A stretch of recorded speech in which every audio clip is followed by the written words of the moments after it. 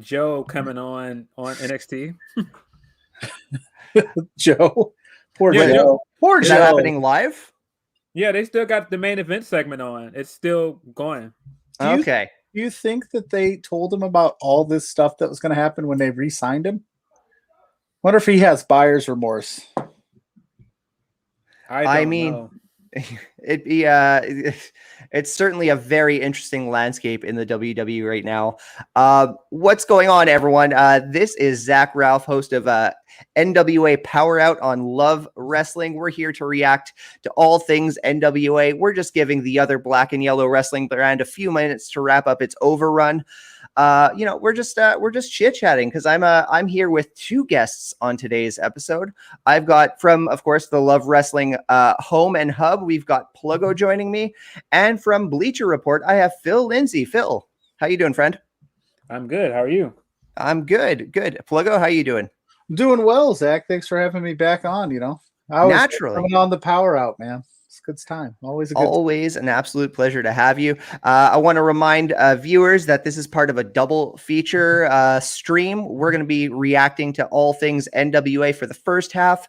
And after about 30 minutes, half an hour, 45 minutes or so, the War Report is going to take over. And they're going to be reacting to tonight's NXT, which Phil is currently enjoying right now.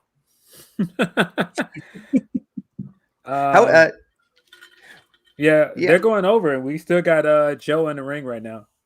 Fair enough. You know what? How about I use you as a cue? If you just let me know when NXT is wrapping up, that we'll treat that as a moment to jump on live, if that's okay. Okay. Yeah. I mean, I do say that I don't want to indulge too much because I do want to respect the War Report and give them the time to jump back on. And I also don't want to rush us through our preview for NWA73 and EMPOWERRR. So yeah, just a lot of spinning plates to consider as we broadcast during this stream. But we thank you all for joining us. Please do not adjust your streaming device. Once again, we've got an overlay. We're just chit-chatting and letting NXT wrap up. And we're going to jump on and join you soon and talk all things NWA before the stream is done, hopefully. In true Pluggo fashion, the first time you implemented this awesome new trick with your stream, I thought it was broken. I was like, guys, where's the video?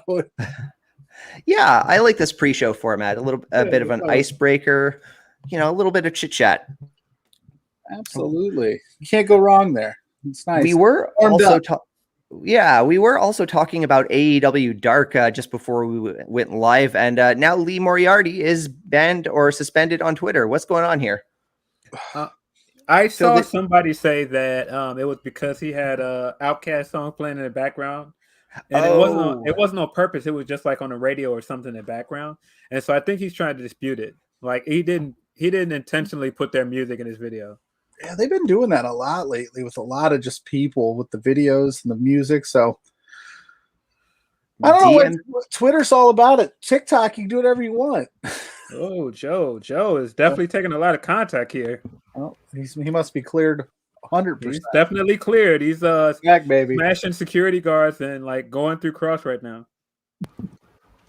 I love that Joe has gotten again, I don't watch too much WWE, but Joe is just a guy I love hearing that he's thriving, that he's doing well, he's securing he's got his paycheck. It's it's good stuff. I like people like Joe succeeding. I guess my question for Joe is, we all assume he's going to beat Karrion Kross next Sunday. Who's next for him? Because there's really nobody but Karrion Kross on that roster that really is at that level of Joe.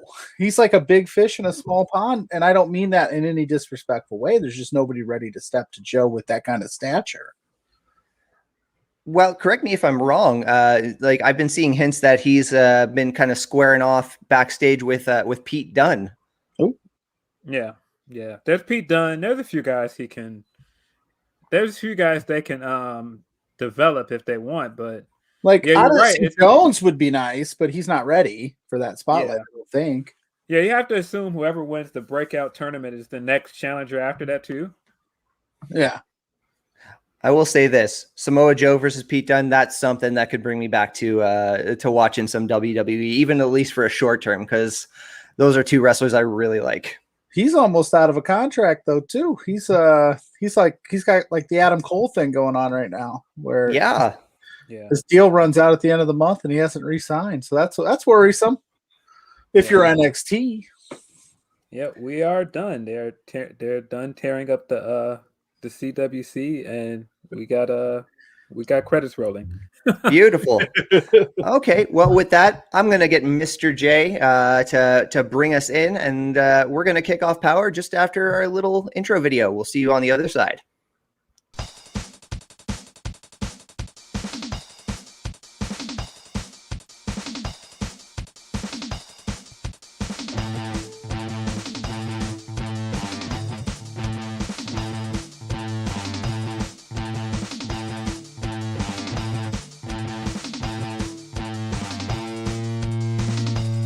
Ladies and gentlemen, Power is over. But that does not mean for one instant of a second that the fun is over.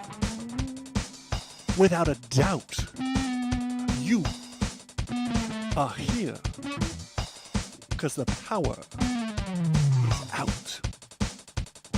So stick around, because it's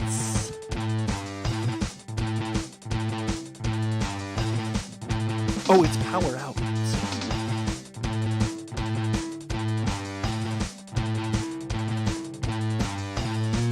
Yeah, it's Power Out.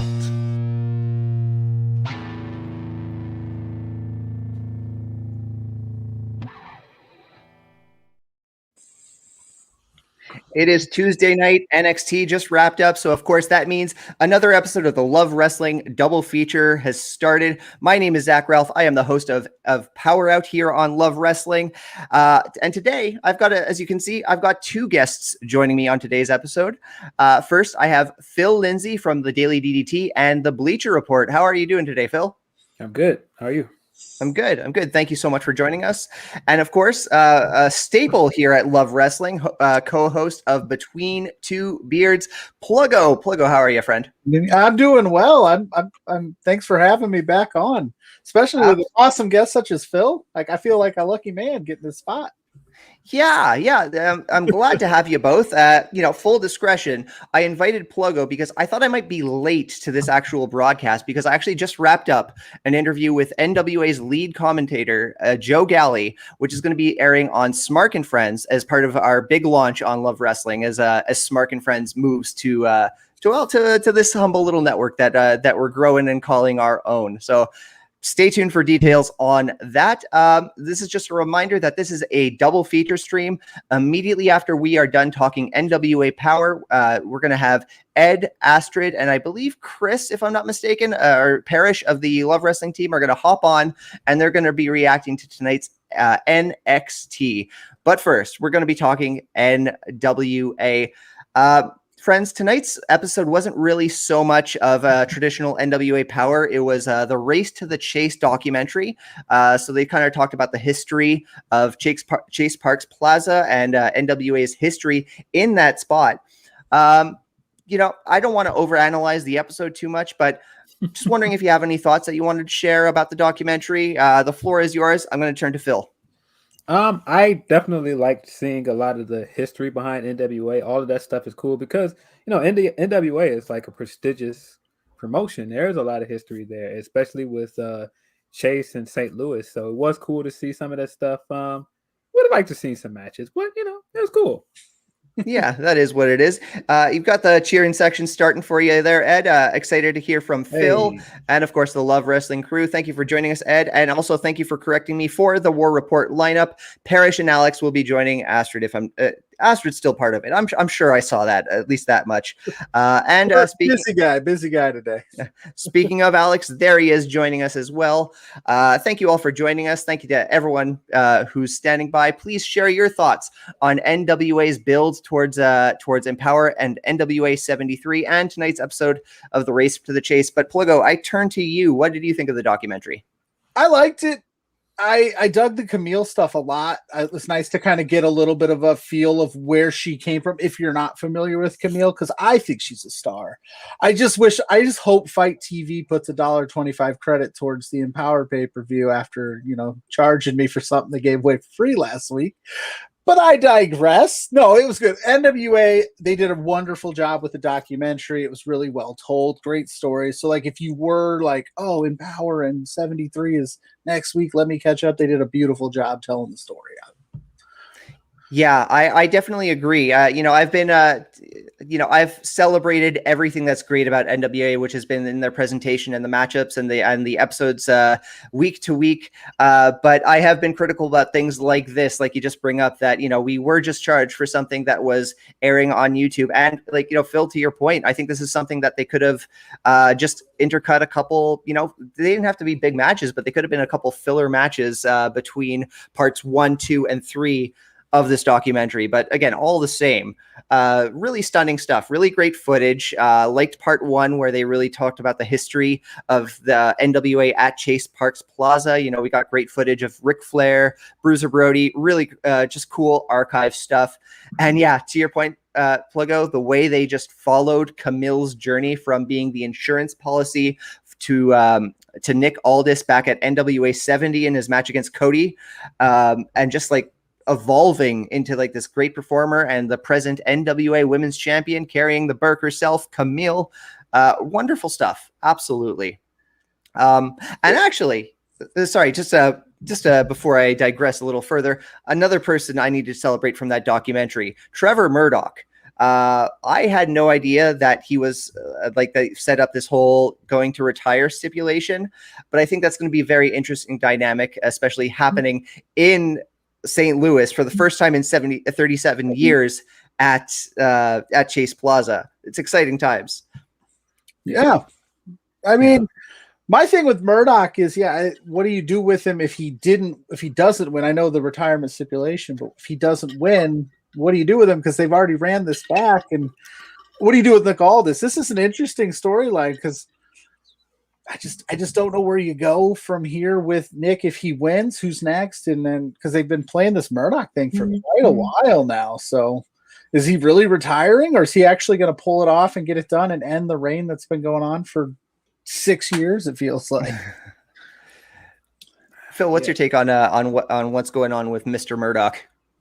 I liked everything that they showed today with Murdoch. Like you said, I think they definitely got over just how important he is to wrestling, how important he has been in NWA.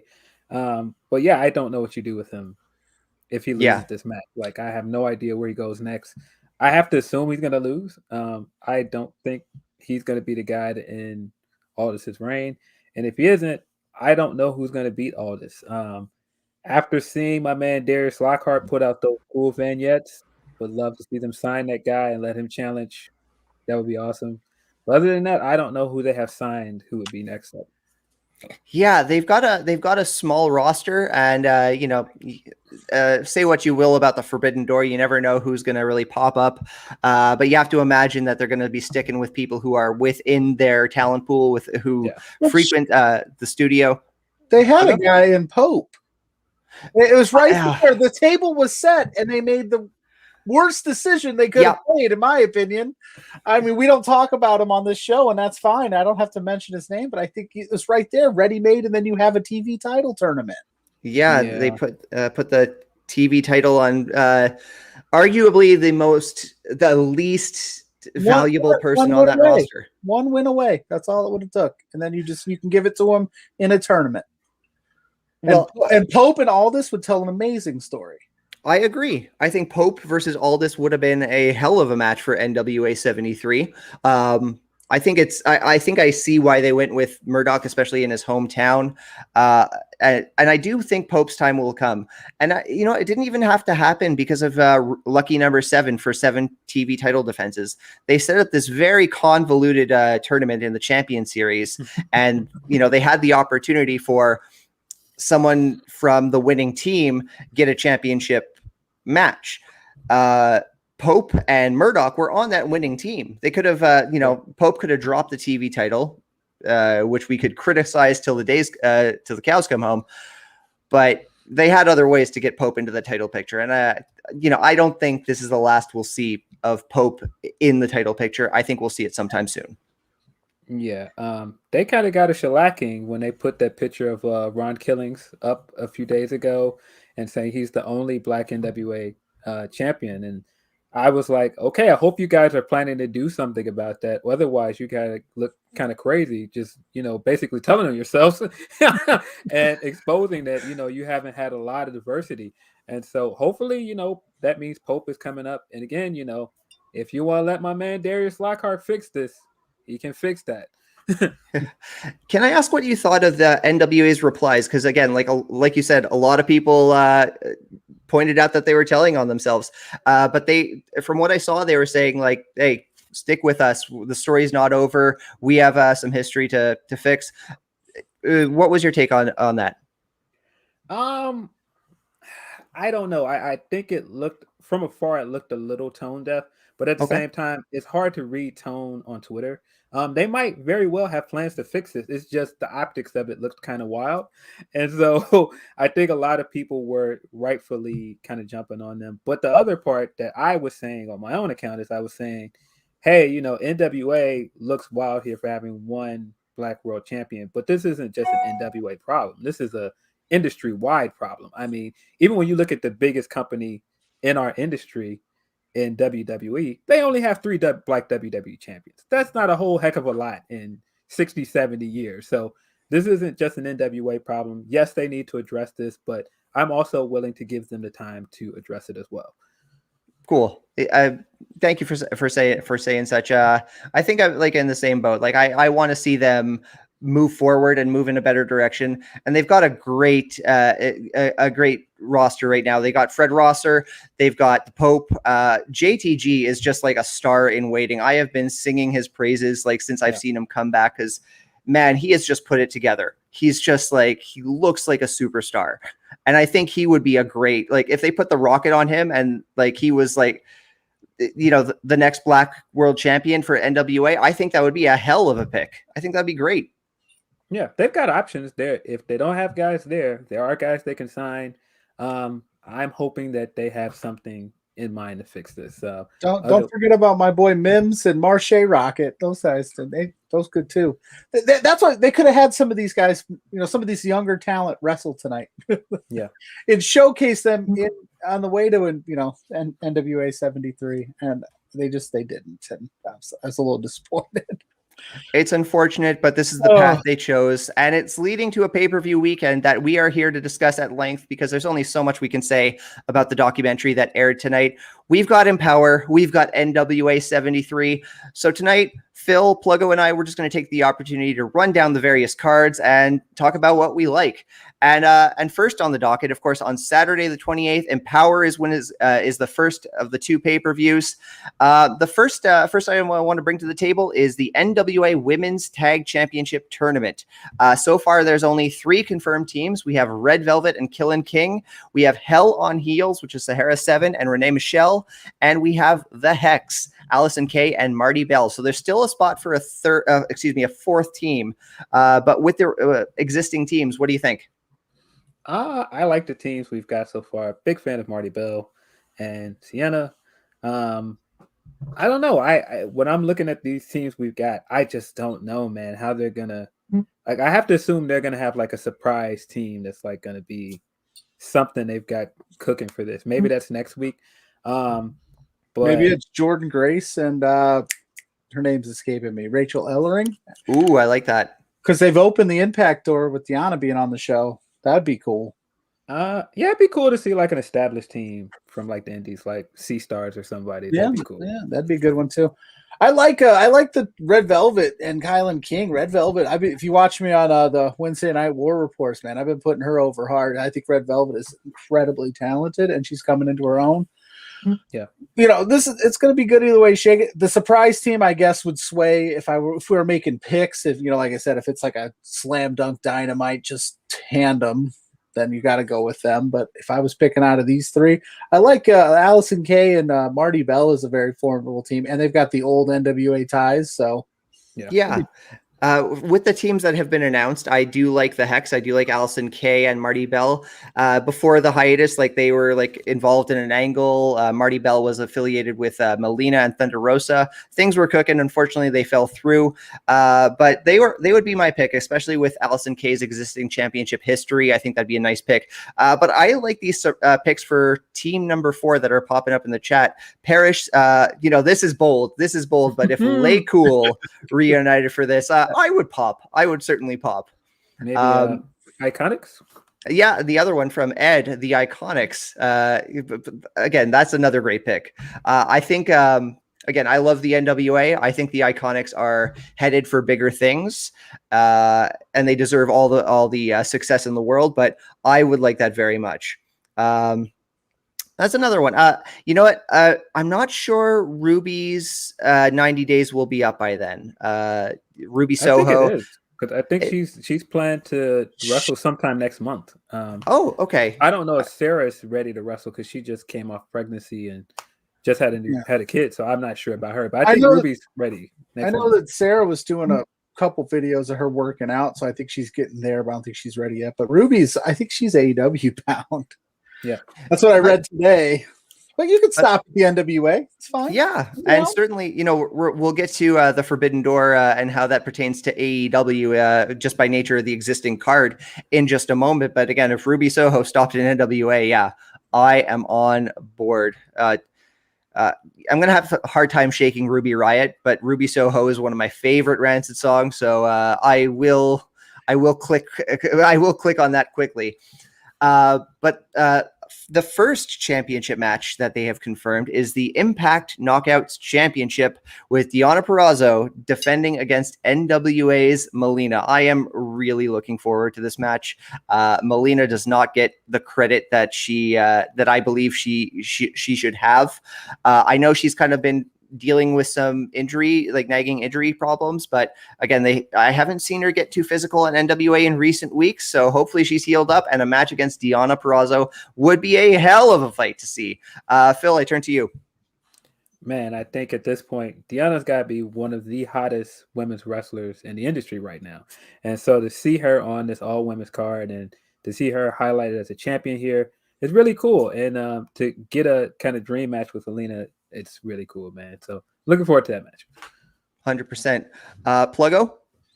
I think Phil said it great. Deonna on fire. You can't go wrong with Deonna. Melina, we haven't seen her get a huge amount of in-ring time in her matches she has had. So I think a nice spotlight match here to really show that what she can do, that she's back would be awesome. I think Deonna retains, but yeah, definitely going to be a fun little match. Yeah, I think Deonna is a shoe-in here, but I think we're going to get a great match all the same. You don't need to – the result might be obvious, but that doesn't mean they don't have the opportunity to tell one hell of a story. And these are two very capable talents, and can't wait to see what happens. Next up, the NWA Women's Invitational Cup. Again, not a lot of details. I don't really know if this is a battle royal, maybe a turmoil or gauntlet scenario, but – listed talents, we have Chelsea Green, Jamie Senegal with Pollo Del Mar, Chelsea Green, I'm saying twice, Lady Frost, Debbie Malenko returning, Bianca Corelli, Genocide, Masha Slamovich, and we have two more unannounced talents. As much as one can dissect a battle royal scenario, what do you think going into this one? Pluggo, I'm going to defer to you first. I'll just make it easy. Masha. I'm a stan. Masha all day. Whenever she's in anything, I pick her to win. So they'll just go with that. No, but this is an awesome little battle royal scenario. There's a lot of good talent in here. Having Chelsea Green in the mix. I like Genocide a lot. I think she's got a lot of upside and a big future. So it's going to be a lot of fun, but I might be wrong, but I'm always going to pick Masha. And Phil, who's your pick in this scenario? I'm going to go with my man here. I love Lady Frost. I think she looks amazing every time she gets a chance to do something. Looked great in the Impact match with Deonna. I wouldn't sleep on Genocide either, though. Genocide has looked great in all of the Mission Pro matches I've seen. Really great match with Holy Dead, the False Counts Anywhere match. But I'm going to go with Lady Frost. One thing we have to consider is the winner of this match is going to challenge for the NWA Women's Championship the following night at NWA73. Does that change either of your answers when you consider this element? Oh, I didn't think about that. Well, I mean, I still want Lady Frost to win, but with that in mind, I kind of want to pick Chelsea. It makes more sense for Chelsea to get the big match the next night. Well, Lady Frost is signed to the NWA, I believe, so your pick would still line up. Masha's not signed, so I think you kind of throw that out. If you're looking big name, Chelsea Green, unless they have a surprise that we're not expecting, because, why not pull out all the stops for this? But Chelsea Green versus Camille, I think is I'm kind of foreshadowing my pick later on. I think that's the way to go at headline. It draws a big name. When I listed off all the talents, you might have heard the inflection in my voice when I got to Debbie Malenko. Again, like, this is a comeback story, and that's very easy to sell. And when you only have 24 hours between two pay-per-views, I think Debbie Malenko is not someone who's going to be overlooked in this match. And I think her against the champion.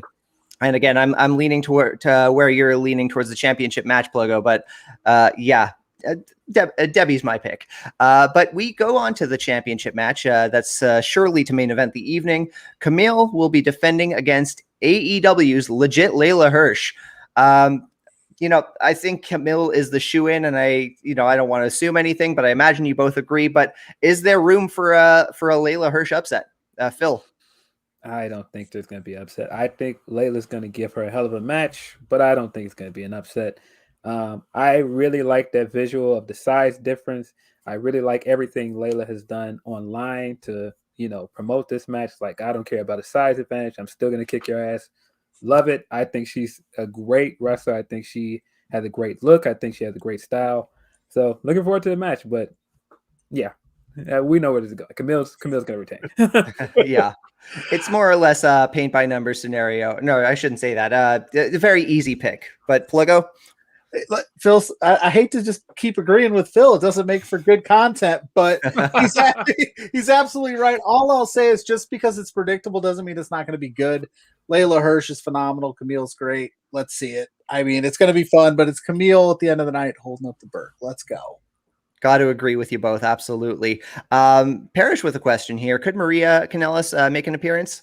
I mean, with a pay-per-view like this, by its very nature, like, a lot of the intrigue is who is going to show up. So someone like Maria Kanellis, absolutely, there's room for her on the card. I don't know if I'm not familiar with what she's doing on ROH right now, but if ROH had representation in that tag team tournament, whoever.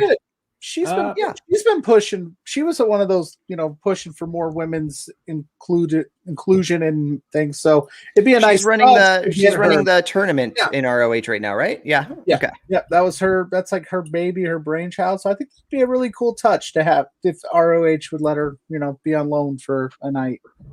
Yeah. If it's not Maria, somebody I do want to see, because she is one of the longest reigning women's champion in recent history, is Jazz. And we haven't seen her do anything with NWA. She's doing her retirement run. She makes a lot of sense for the Battle Royal if somebody wants to show up. If Jazz showed up for the Battle Royal, I would definitely change my Debbie Malenko pick. Because, again, retirement story, comeback story, there's a lot of parallels. But I think, I think I'd be more satisfied seeing Camille versus Jazz the following night. I think that could, goosebumps. Thank you for that. Exciting times. But that would wrap up the first night of pay-per-view action from the NWA. We, of course, have to move on to Sunday's card, which is, of course, the 73rd anniversary of the National Wrestling Alliance. There's only so much I can really ask about this particular question because there's not much information given, but there's going to be a 12-man battle royal where the winner earns a shot at the national championship. Again, we don't even know who's going to be in this thing. I have to imagine Pope's going to be in there, and this might be an opportunity for him to move up the card. But if he's going to move up the card, I want him to move up to the championship picture, as we've discussed.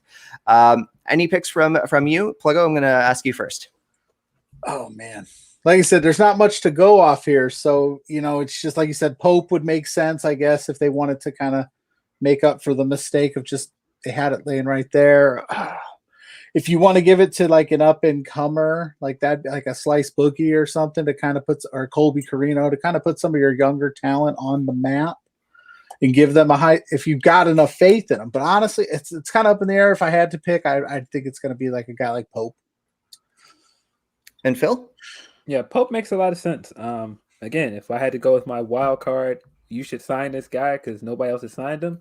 Sign Darius Lockhart and put him in that battle royal.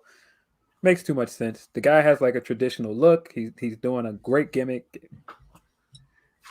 Darius Lockhart. All solid picks. Again, like with a battle royal scenario where we don't know, all it's just very dynamic and choices. Can't be sure who's going to show up. We've got a few interesting picks here. A traditional one from Ed Kratos. Yeah, I mean, like he's got a tag team championship match later on in the night, but I wouldn't be surprised if someone pulls double duty with a 12-man battle royal scenario. EC3, as suggested by Parrish. I do like that. We'll talk about the national championship match on the card later on, but it's already being defended by someone who's not currently like a mainstay in the NWA. So while EC3 might be a very cool appearance, I don't know if I would pick him for to pick up the W. But not to get too far off of the NWA thing, but we've mentioned a few Ring of Honor talents in this show. And it's got me thinking, like, why aren't they more willing to open that forbidden door? You don't see a lot of ROH involvement. They're kind of staying the WWE course in a way and just saying, like, this is our talent. We're not going to, loan them out to AEW and things like that. I'm surprised they're not getting involved. Yeah. I got to agree with you, especially with what was happening pre-hiatus for the NWA. That forbidden door was open. Strictly Business was feuding with Villain Enterprises, and that was happening on both programs, and it was made for dynamic television. Obviously, that program was dropped for other reasons, correct reasons, but all the same, like it's disappointing that forbidden door is remains barred up for time. Wasn't Cody still kind of in the Ring of Honor mix back at 70? Because that's true. AEW, because they did it at All In, wasn't even AEW at that point. Yeah, just a thought. Yeah. Ed brings something interesting to the table. I didn't catch this, but ROH asked who to bring in on Twitter today. Ed, I'm going to ask you to clarify, but I assume you mean who they should bring to NWA73. And yeah, if that's on the table, hey, send someone like Mike Kanellis. Is Gresham part of the ROH roster, or is he like more of a, send Gresham. He'd be fantastic. Man. If they're talking about just who ROH should sign, Darius Lockhart. Right, Phil? Yeah. Is he ROH? No, just sign it. He's not signed with ROH. They could sign him. And I mean, yeah, I know they had that forbidden door thing. Like, I think it was just a matter of who they could bring in to ROH. But yeah, if they want to bring guys from ROH to NWA, they've got plenty of guys. I mean, they've got O'Shea, they've got like you said, Gresham. They've got a lot of guys that can move over. I would love to see Gresham challenge for the NWA world title. That would be awesome. Could we have a new belt collector in the mix with someone like Gresham? I wouldn't mind it. Not at all. Next up, we got a 6-man championship match. Austin Idol's Client, along with the Masked Man and Jordan Clearwater, taking on Pope and The End. The End, of course, being Odinson and Perro. Again, I cannot get invested in this match because of the lead on the heel side team, the current television champion, and Pope deserves better, as does The End, as does the Masked Man, and as does Jordan Clearwater. I think there's a black hole in this match that's just absorbing all of my interest, and it's a shame because of the talented people involved in it. Phil, do you have any take on the 6-man match? I don't have a heck of a lot of interest in the match. I'm sure it'll be good. I don't feel like there's enough here that's like, oh, I have to tune in to see this match in particular. But like all of these guys in this match are talented. I'm sure they'll do a good job. I'm assuming like Pope's gonna pull out the win here. Other than that, I don't know. Pluggo, anything? I just want to know who the Masked Man is. Well, again, like I know who it is. No clue. No, okay. I'm not gonna like spoil it or anything. But I'll say this much: it's not going to be like a big reveal at any point. It's not going to be like he takes off the mask and it's like, oh, it's Curtis Axel. Curtis Axel. That'd be cool. I'd be down with Curtis Axel. What's he doing? Let's go. Frankly, I would too. I think he'd be well suited to the NWA, but it's not going to be anyone like that. It's a very talented wrestler, but not one who's established a name for themselves just yet. So I think it's going to be more so in the like very traditional NWA, you know, like the Midnight Rider, you know, lots of folks with just like with masks and not much beyond that. And, you know, kudos to Corgan and the booking team for digging deep in NWA's history for something as niche as that. Next up, you know, I think we've already talked about what we can for the NWA Women's Championship match. We've discussed who's going to win each the Invitational and the Championship match the night before at EMPOWERRR. So unless either of you gentlemen have any last notes on that match, I invite you to do so now.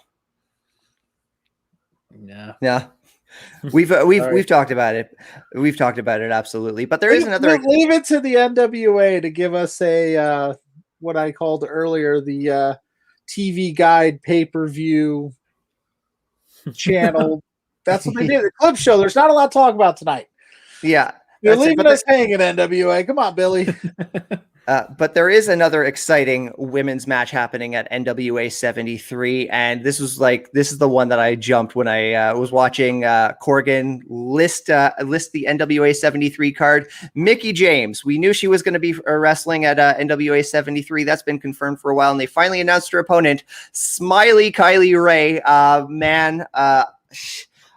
I don't care who wins. I am just excited to watch Mickie James face Kylie Rae. Not something I expected to say by the end of the year. I didn't think that would be a possibility, but here we are heading into NWA 73. We're getting Kylie Rae versus Mickie James. Phil, what are your thoughts on this match? Yeah, this is definitely a dream match for women's wrestling fans. So gonna be exciting to see it. I got to root for my hometown girl. We're rooting for Kylie. Sorry. Can't go wrong with Smiley Kylie. Pluggo? I'm excited, man. Mickie James is always a good time. I think she got a raw deal at her last place of employment because she's an absolute legend. So I can't believe you couldn't find something to do. And Kylie Rae, man, can we just say, like, good for her. I'm glad she's back. I'm glad that whatever she was dealing with or is dealing with is she's able to have that. Whatever. I don't want to speculate, but I'm just happy she's back in a wrestling ring where she, belongs. She's phenomenal talent, like Phil said. I think it would be really cool of Mickie James to kind of maybe put Kylie over in this spot. I know, probably the popular pick is Mickie James is back getting a big win, but I think it would be one of those because this has been Mickie's thing, right? Like empower women, let's put more women over. So, for her to win, maybe kind of optically looks bad. So I hope she puts Kylie over in the spot, and that'd be awesome. It's going to be a good match no matter how you slice it. 100%. I admittedly got more excited at the whole prospect of the match before I considered the optics, but absolutely right. This is a great opportunity for Kylie Rae to get a shining moment and against Mickie James. And again, you guys are not alone. Parrish in the chat. Mickie James puts her over. She is the Chris Jericho of the women's division. Yeah, there's an argument to be made there. We are excited for this match. It's going to be just a great contest. But yeah, we got a couple more matches on this card to run through. Could talk about Mickie James versus Kylie Rae for the rest of the broadcast, but we'd be remiss if we did not address these championship matches. We got the tag team championships. Aaron Stevens and Junior Kratos will be defending against La Rebellion, with Mecha Wolf, Bestia 666. I have been so impressed with La Rebellion since the last pay-per-view, When Our Shadows Fall. Not a tradition. They don't really fit the NWA model and how they produce matches. That's why they've kind of shifted towards this NWA Lucha Rules thing that they've kind of integrated into NWA. Who is your pick in this match? Phil? I think La Rebellion is going to win here. I think they are the next hot up-and-coming team, so I have to assume they're going to get the win. And shout out to Parrish. Yeah, I cannot pronounce their names. I do have struggles with certain pronunciations. Again, I say my last name is Ralph, but that's only because my own last name is just I mispronounce my own last name at times. So just gonna leave that out there. Fluggo, tag team titles. Who's walking away? Labrellion. Because there's a story to be told with the Kratos Aaron Stevens thing. There's been a lot of friction going on there. There's been a lot of, feels like it won't end. Yeah, it feels like it won't end, but I think this is the perfect place that you can end it and then have them kind of have their blow off match and move them on to some other things. Because I think Kratos he could be in the NWA world title picture. Aaron Stevens absolutely could. So I think, having them as a tag team as a holdover is great. I think it's time to make the switch, because if the NWA wants to stay viable, this is what I'm talking, like, get some of that younger, newer talent, some opportunities. Don't lean so heavy on the Murdochs and the Aldises. Get some more blood in there, so to speak. So this would be a good opportunity for that. Absolutely. I agree with you there. Next up, this is the reason that I wasn't really sold on someone who's not quite in NWA's house to be the winner of the Battle Royal, because Chris Adonis is facing someone who's got hit roots in the NWA, but presently not really part of their roster. Chris Adonis is going to be defending the national championship against former champion James Storm. Again, I got all the time in the world for James Storm. I think he's a great performer, and I think he suits the NWA like a glove. I would love for him to be around a little more often, but I don't know if this one-off match is going to be the precursor to that. Pluggo, any thoughts going into this? I think you said it best there. This will be a one-off match. I think Adonis ultimately gets it done, but I think this might be, in my opinion, one of the kind of like sleeper matches of the night, because James Storm's phenomenal. So, and Chris Adonis is going to be good, and Strictly Business will probably get involved, some shenanigans, because that's what they do. I don't know, but I think it's going to be a good match if they just leave it alone. But it'll be a sleeper match for me. I'm excited, but I think Adonis gets it done. Yeah, good call. Phil? Yeah, I think Adonis is going to win here. I think this is going to be a good match. I mean, Storm is Storm. Like, we know what he can do. We know what Adonis can do. So, I have no doubts it's going to be a good match. Absolutely. Certainly one to look forward to. And last, we got a few short minutes. And it's perfect because we have one more match to discuss. And it's a bulky one. It's the World Championship match. Nick Aldis defending against Trevor Murdoch. If Trevor Murdoch loses, he will not be continuing his in-ring career. This is a make or break for Trevor Murdoch. And it's happening in his hometown of St. Louis at the Chase. Big fight feel. We've already talked about this. If this doesn't happen for Trevor Murdoch, even if the retirement stipulation was not in play, this is make or break for him. Phil, your thoughts on the main event? I think there's going to be a great atmosphere and a chase for this match because it's his hometown. And I think because of that reason, there's going to be a lot of people pulling for him to win this. I think Murdoch's losing here. I think Aldis is going to crush everybody's dreams here and send him into retirement. Send him into the booth with Tim and Galley, baby. Pluggo. This is one of those spots where, I mean, the NWA, they do throw these stipulations out there, but we have seen in the past they do necessarily find a way out of them. I just don't know where you go from here with either one of them. There's so much intrigue, like who's next after Murdoch? How long can Nick Aldis hold the belt? If Murdoch wins, that in his hometown, that would be a good moment. I mean, there was a bunch of hope spots in the last match that they had back in July, and I thought they might have pulled the trigger there. But as it goes on further and further, I don't know if they just don't have any confidence in anybody other than Aldis. Yeah. So I guess if I'm a betting man, I take Aldis, but I in a weird, small way, part of me, I want Murdoch to pull it out just because it's something different. And that's always been my thing with the NWA, is I want them to do things. They already, the presentation is different. Their vibe is different. Let's see some different faces in there and just see what happens. I don't know what to do. I'm with you, man. I know Nick Aldis has faced his criticism as champion. And personally, I'm not going to speak for anyone who has those criticisms, but I've always attributed to like, man, he's got a great reign. He's got like good length. His matches are good. His promos are excellent. He just hasn't found like the steamboat to his flair. He hasn't found the Dusty to his flair. And again, they almost did before the hiatus, and they pulled that for all the correct reasons. But yeah. I have a lot of empathy for Aldis for that very reason. I don't want to see it. Sorry? Do they run back Cody? Because that was close. There's a possibility for that. But I think, Aldis has kind of said, put the final word on potential future matches with Cody. Of course, things can change, and I'm, not going to say anything beyond that. But I want Aldis to find his steamboat. Well, there's a t-shirt.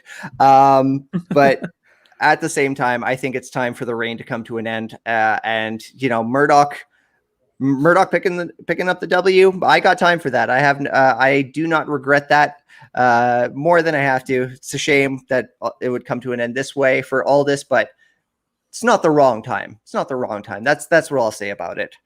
But with that, gentlemen, it was wonderful talking NWA with you. We, of course, have to pass the reins on to the War Report, who are going to be reacting to tonight's WWE NXT. But before we do so, please take a moment to let the audience know where to follow you on social media. Phil, please take the time.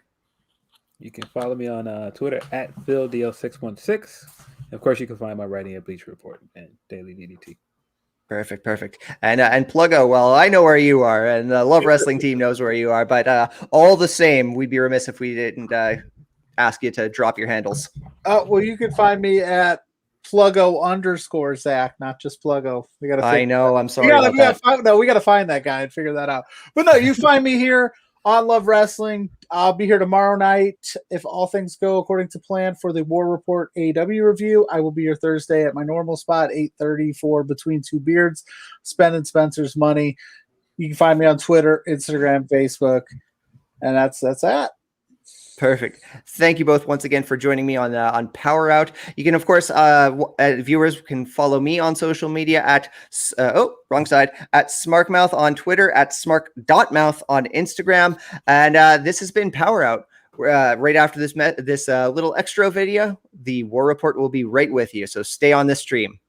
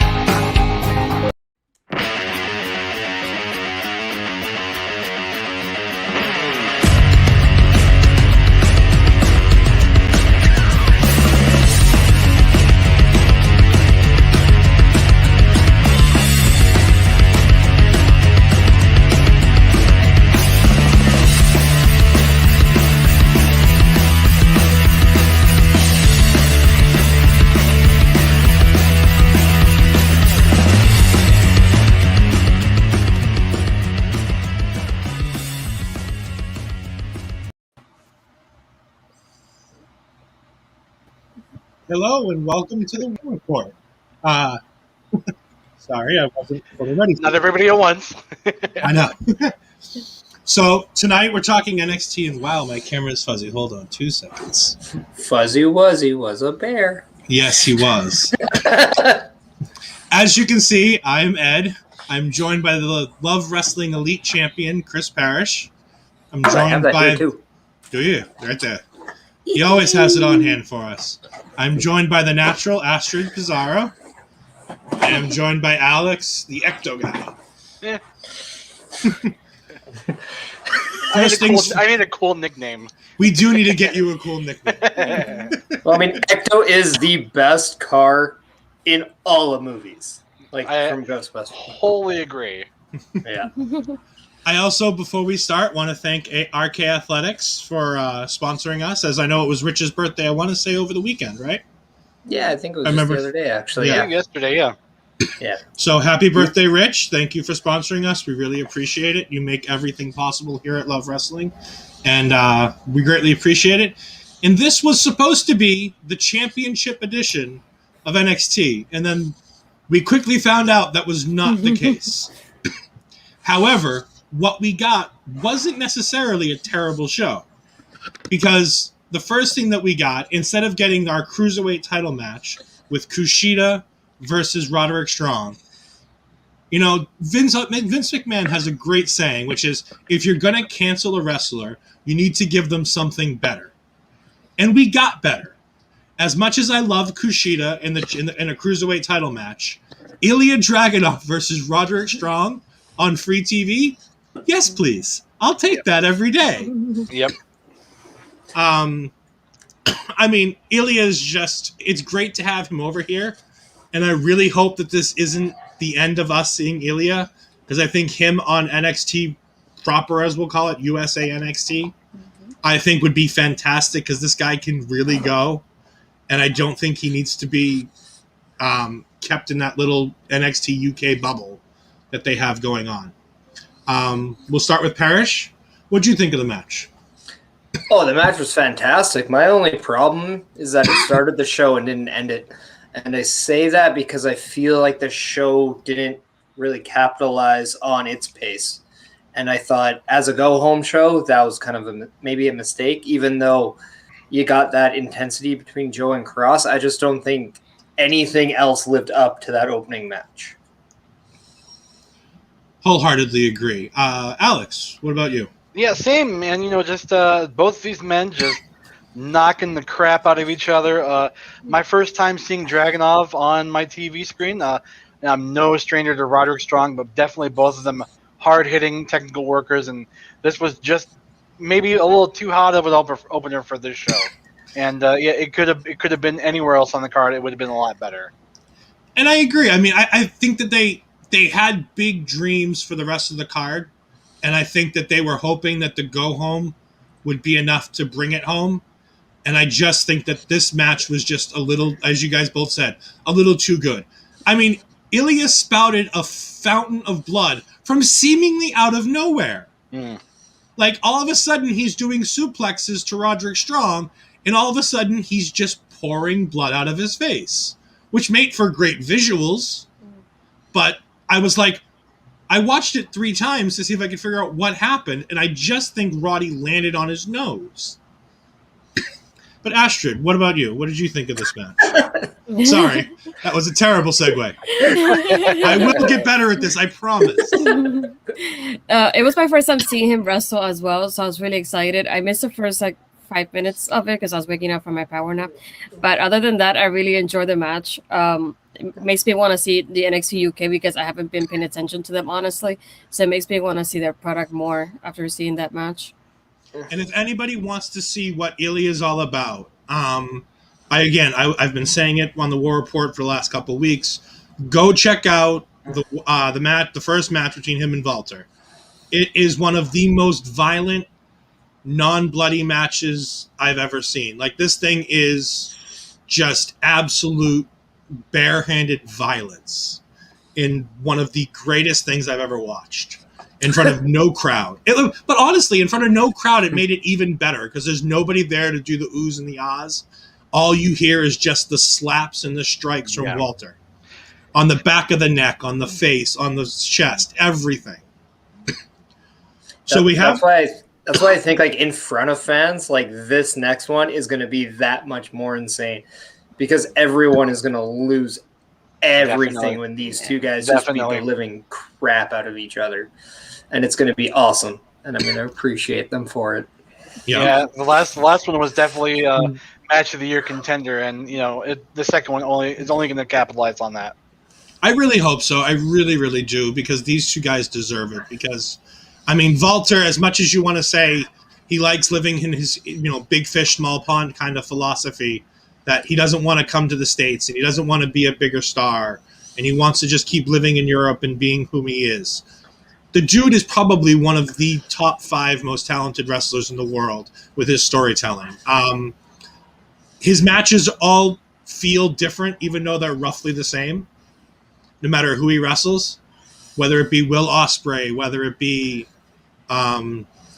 Zack Sabre Jr., whether it be Ilya Dragunov, Pete Dunne, everybody. Tyler Bate. The guys wrestled them all, and the guy is absolutely fantastic. We also have Kyle. We then had the prime target for Kyle O'Reilly versus Adam Cole.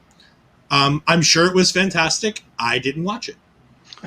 I honestly, I fell behind on NXT. I had a couple of things to take care of, and I was like, it's a prime target. I know the story going in. I'm okay missing it. If anybody else watched it, you guys can let me know what I missed. It was a promo package like chronicling their Undisputed Era days, going into Kyle Cole number 1, and then their regular match where Cole went over, and just breaking down and kind of a really good promo package, just hyping this matchup. And so we also got a clarification that they flipped the positioning of the wrestling of the matches on this one.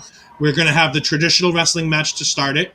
We're going to have the street fight as fall number 2, and if necessary, it's going to happen. We're going to have the steel cage match as the third fall. I love how they say if necessary, like they're just going to go 2-0 and call it a day. Yeah. See, I really hope that they don't go to this third fall, and I say that because it's going to completely shock everyone's system, pun intended. But at the same time, if Kyle O'Reilly just clean sweeps this, man, he's going to be an instant contender for that championship after this match.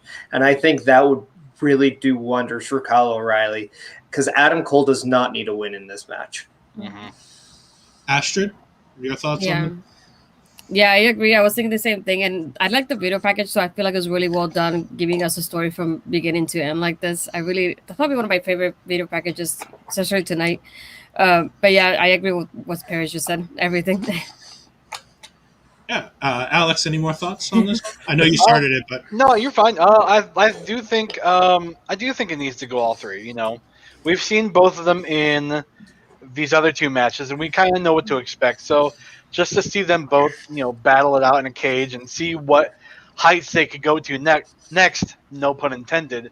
I think it definitely could also be, if their speculation is true that Cole may go up to the main roster, or even somewhere else, like this could definitely be his swan song, and what a better way than putting O'Reilly over and, solidifying Kyle as, one of the top contenders for NXT. Yeah, and I mean, I agree. I think this has to be Kyle O'Reilly, because if he loses this match, I don't know what you do with Kyle O'Reilly as a single superstar going forward. Yeah. Yeah, and I think the one thing that nobody really has kind of pointed out is Kyle O'Reilly said last week that if he was to beat Adam Cole in a straight-up singles match, he might not be mentally ready to handle that second fall. So that's also something I wanted to put out, because you usually see a lot of foreshadow in WWE when it comes to certain lines. So I wonder if this is going to be one that we see moving forward in their matchup. Very possible. I mean, these guys are best of friends. They've been friends for years. I can't see this match not being absolutely spectacular. And I really hope that they put this in the right... We talked about this last week on the War Report. They need to put this in the right spot on the card. because this could have a big time oopsie effect, because this 5-match card they're all bangers, but you got to make sure that you position them right, because you could really take the sale out for the main event if you don't. Mm-hmm. We then have, and you can see if my voice can handle this one, Hit Row. It's been better, been worse. Hit Row comes out to cut their promo. I wish they would have kept the angle. They have this great side angle where they have like the above shot from the ring post, and they're looking down at the 4 of them as they're sitting there. I really like that shot, and I wish they would have cut the promo from that angle, because I think it's better than just cutting the promo to the hard cam. That being said, they cut a great promo. Everybody gets their chance to say their little thing. BFAB is so good on the mic, and she's just getting better and better. I don't know what she did before this, but I'm very excited to see what she does as she moves through, because she's really become a vital part of this group, and she's not just there to be a 4th person. We then get Santos Escobar on the Tron, and he talks about how he now understands that he didn't realize that stealing the grill from Swerve's mouth was going to be culturally insensitive, and that he realized it when Swerve burned the mask. I like how he's taking the burned mask too hard. Now, granted, we all knew what he was trying to do with this, but I still like that he's like, no, I'm a better man now. I've learned my lesson. I'm sorry. And he tells Swerve, come on out here. I'm all by myself, and you can get your grill. Which we all know is a setup, and Swerve falls for it because, of course, he does, because it's wrestling, and that's what always happens. But he's smart enough to know, as soon as he walks up to Escobar, that he needs to defend himself, and he fends off the first 2 pretty well for a second or 2, and then the beatdown starts, and then Hit Row gets out there, and the brawl is fantastic. I love the use of the rolling door that they have there. I really wished if they were going to throw the guy over the car, that they would have thrown him onto the windshield, as opposed to just throwing him across the hood of the car. I always feel like that broken glass, even if it's just on the back, is a lot more effective of a visual than just throwing the guy over the hood of the car. Could have been a student's car, man. They might not have insurance. It's at the CWC now. No more students. I mean, it's close by. I'll tell you that. So it's close enough. But they have interns there, don't they? Probably. They probably still take full sales. They probably still have full sales students producing this stuff. I guarantee it. The one thing I did want to say in this brawl, this just irks me a lot, is that initially guys flail way too much when they're throwing shots. Just punch. Even if you swing and miss, just throw those strong haymakers. Stop flailing. You're not a fish. Like, this just looks awkward. Like, I hate that. And maybe this is just a Canadian in me, and I love Kevin Owens when he even jerseys a guy and just gives him a couple shots. Like, come on. You're in a fight. Don't, this isn't like one of those Simpsons, like, I'm just going to do this, and if you walk in the way, that's your fault kind of a deal. Like, I don't know. I just don't like the flailing shots. They always bug me. But other than that, like, I love the fact that we actually saw, like, the groups get involved and things like that. It really set the tone for the 6-man coming up. So I really did like that. Astrid, Alex? Got anything? I guess the segment made me realize that the match is not going to be a takeover. I thought it would have been, and I'm kind of upset it's not. But, what can you do? I almost feel like there's going to be an introduction of a Latino female into Legado at some point, kind of make it an even thing. And I almost wonder if they're going to take this all the way to War Games. It's just, we're a little far off, but, it'd be an interesting thing to see. I had the same idea when I saw this. I'm like, well, there's no Undisputed Era, so somebody else has to be in War Games. Because the era is gone, because, Bobby's not with the company anymore. Yep. Kyle and Adam are fighting each other, and Roddy's in a different group. I'm like, well, it's got to be something else. And so I'm thinking it's either going to be Thatcher, Ciampa, and somebody else versus Pete Dunne and crew? Could we not see? Sorry, I don't want. Okay. I cut you off by being. I'm sorry. It's okay. Go ahead, Parrish. What did you have I to say? instantly felt bad. I'm like, oh, I was like, what happens if they just do a 4-man tag team title match in a war game? I wouldn't be opposed to that. it. Yeah. I mean, there's all kinds of opportunities. They could do four groups of 3 and just combine 2 feuds together. You could have Legado del Fantasma and Hit Row, and then you could add in Pete Dunne and crew and them. You could bring in Imperium for this. Like, there's all kinds of different Grizzled ways. young vets. Like, we always sleep on these guys, and these guys are money every time they step on that stage. Like, oh. Yeah, there's so much talent right now in NXT. You could do an 8-way tornado elimination tag. Like, let's be honest, you could. You could do an 18 tornado tag inside the War Games cage. Yeah. It's more big enough. Chaos, the better. I mean, normally you say you can't do that. It's too many bodies. But in that kind of an environment, it works. Like, you have the 2 rings, use them. Do something unique. Maybe if it were elimination, I could see that happening. Yeah, oh, absolutely. If we're doing that, it has to be elimination. Yeah. Otherwise, like you said, too many bodies, it's too much going on. You know, it'd be awesome to see 16 people in 2 rings surrounded by a cage, but it's going to be too much for the eyes to watch. Yeah. Oh, like I said, we've got plenty of time before Survivor Series to see what happened. Hell, half these guys might not be with the company by then. Don't say that. I know, but don't say that. They are rebranding NXT. All right, so after this, we get a short segment with LA Knight working out and Cameron Grimes being his butler still, and then Grimes walks away.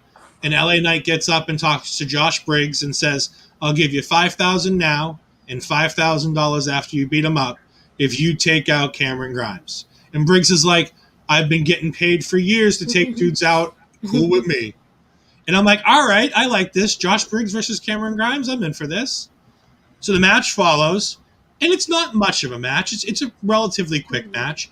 But what I liked about this is the entire beginning of this match is Grimes putting over Briggs. It's making Briggs look like a big deal. It's Briggs being able to get all his stuff in, make him look like he's a competent wrestler and a competent opponent. Now, granted, the finish doesn't make him look great, but at least he looked better than getting squashed. What did you guys think? I think it did exactly what it needed to do. I think the whole idea is, I think this kind of foreshadowed the fact that we're going to see maybe Cameron Grimes win this match simply because we needed to see LA Knight partner up with someone. I'm also wondering if we're going to see Drake Maverick get involved too, because there hasn't been much talk about him really since Cameron Grimes decked him out of the orders of LA Knight. And I think that's something that shouldn't go without saying. But if Cameron Grimes is to win, then he no longer is there. But that feud's going to continue somehow. So I think Josh Briggs is going to be the heater for LA Knight moving forward. And I like that. It kind of separates himself away from the $1 Million Championship, which I don't think he needs at this point. Yeah, I think this is definitely going to be the rubber band match. You know, we're definitely more than likely going to see Grimes go over. I do think that this match that they had, Josh Briggs versus Grimes, was just kind of a match. It was great to see, you know, Cameron giving Josh the portion of the match to showcase him. You know, he had the tourney match, the breakout match, and you know that was that. But this is now he's a part of NXT in a major way, and it's good to see him in this facet. Yeah, and I know, Astrid, what did you think of the match? Sorry. I'm so bad at hosting. No, you're fine. No, I was thinking the same thing. Like, they did what it was supposed to do in the storyline, because it made me wonder how they were going to continue with this, because they've been doing so good together. I'm like, they had to continue it somehow. So I'm like, this is what's going to be happening now. So I'm really excited to see it. I really want to see Grimes win, see what's going to happen, like how they unfold it on TV with LA Knight going next. Yeah.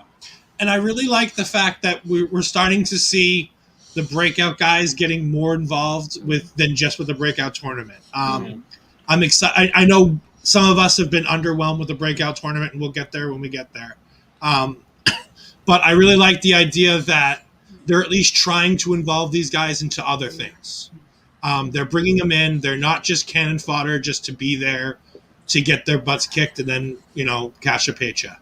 So hopefully that means that as these guys move up and, we get some more openings in the men's side, that some of these guys start moving up into the Cruiserweight title picture or the North American title picture.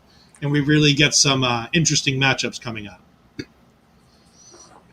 I think. Oh, there we go. Parrish froze for me for a second there. I got worried. Oh no, my chest got itchy.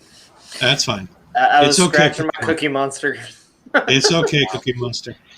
So then we have Indy Hartwell and The Way backstage, and The Way are talking about how they've already lost Austin. Johnny Gargano posted another cute little photo this morning on Twitter talking about how Austin's missing again. I think it's great. And Indy comes in and she starts talking about all the different things that they've been doing this week.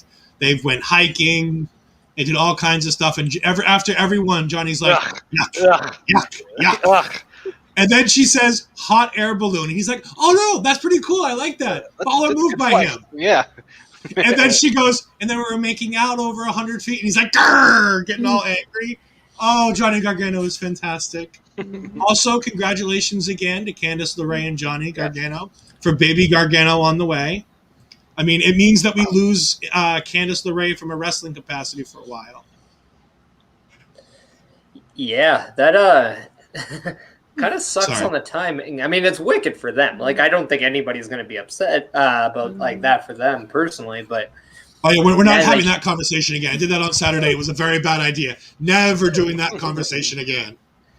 But I just think like this is the time where like we're seeing The Way really like hit their peak in terms of how they're going. And like Candice, especially from an in-ring standpoint, like she's really doing no wrong in the ring. So kind of just sucks for her like dips and valleys in terms of or peaks and valleys, sorry. But it's one of those things where it's going to be interesting to see where she comes when she comes back, like where things go. Hopefully she still stays in these backstage segments because they're just delightful. Yeah, I think she said that she's going to stick around for as long as she can. I'm a little upset that we're not going to see, the eventual build to Index versus Johnny and Candice. It had to happen, but unfortunately, right now we're just not going to see it. Ashton? Yeah, Mike, I love the segments. I'm gonna miss Candice when she goes away from these segments, but I'm happy for them. And then, of course, the segment ends with Dexter walking in with his gloves and fixing his gloves, and Johnny goes, "God, how long have you been standing there?" And Dexter just stares at him. And then we get back to, as I said in my notes, oh, still cringe. Great. So then we have Zoe Stark trying to be funny again. Zoe Stark still not finding out how to be funny. Zoe Stark not understanding how to talk like a human being. On Saturday, I talked about how Charlotte Flair gets flack because her promos are stilted and it makes her feel like she's not a human being when she talks. Zoe Stark feels like a human being that doesn't know how to talk. I love her in-ring stuff. She is absolutely fantastic. But this girl doesn't understand what this whole thing is supposed to be about. And whether that's by character design or not, she's the heel in my eyes. Like, Io's like the complete baby face, like the look of disgust on her face when Zoe says, no, we're going to make this friendship thing work. I'm learning Japanese. And Io's eyes just roll further back in her head than the Undertaker's. Like, my God, Io wants nothing to do with this on screen. I totally forgot until this moment that there were tag titles in NXT for the women. And it was one of those things where it's like, I don't know if this was like, this is a right team for that comedic effect in terms of like what they're doing. I don't know if they're the right team to be holding the tag team titles.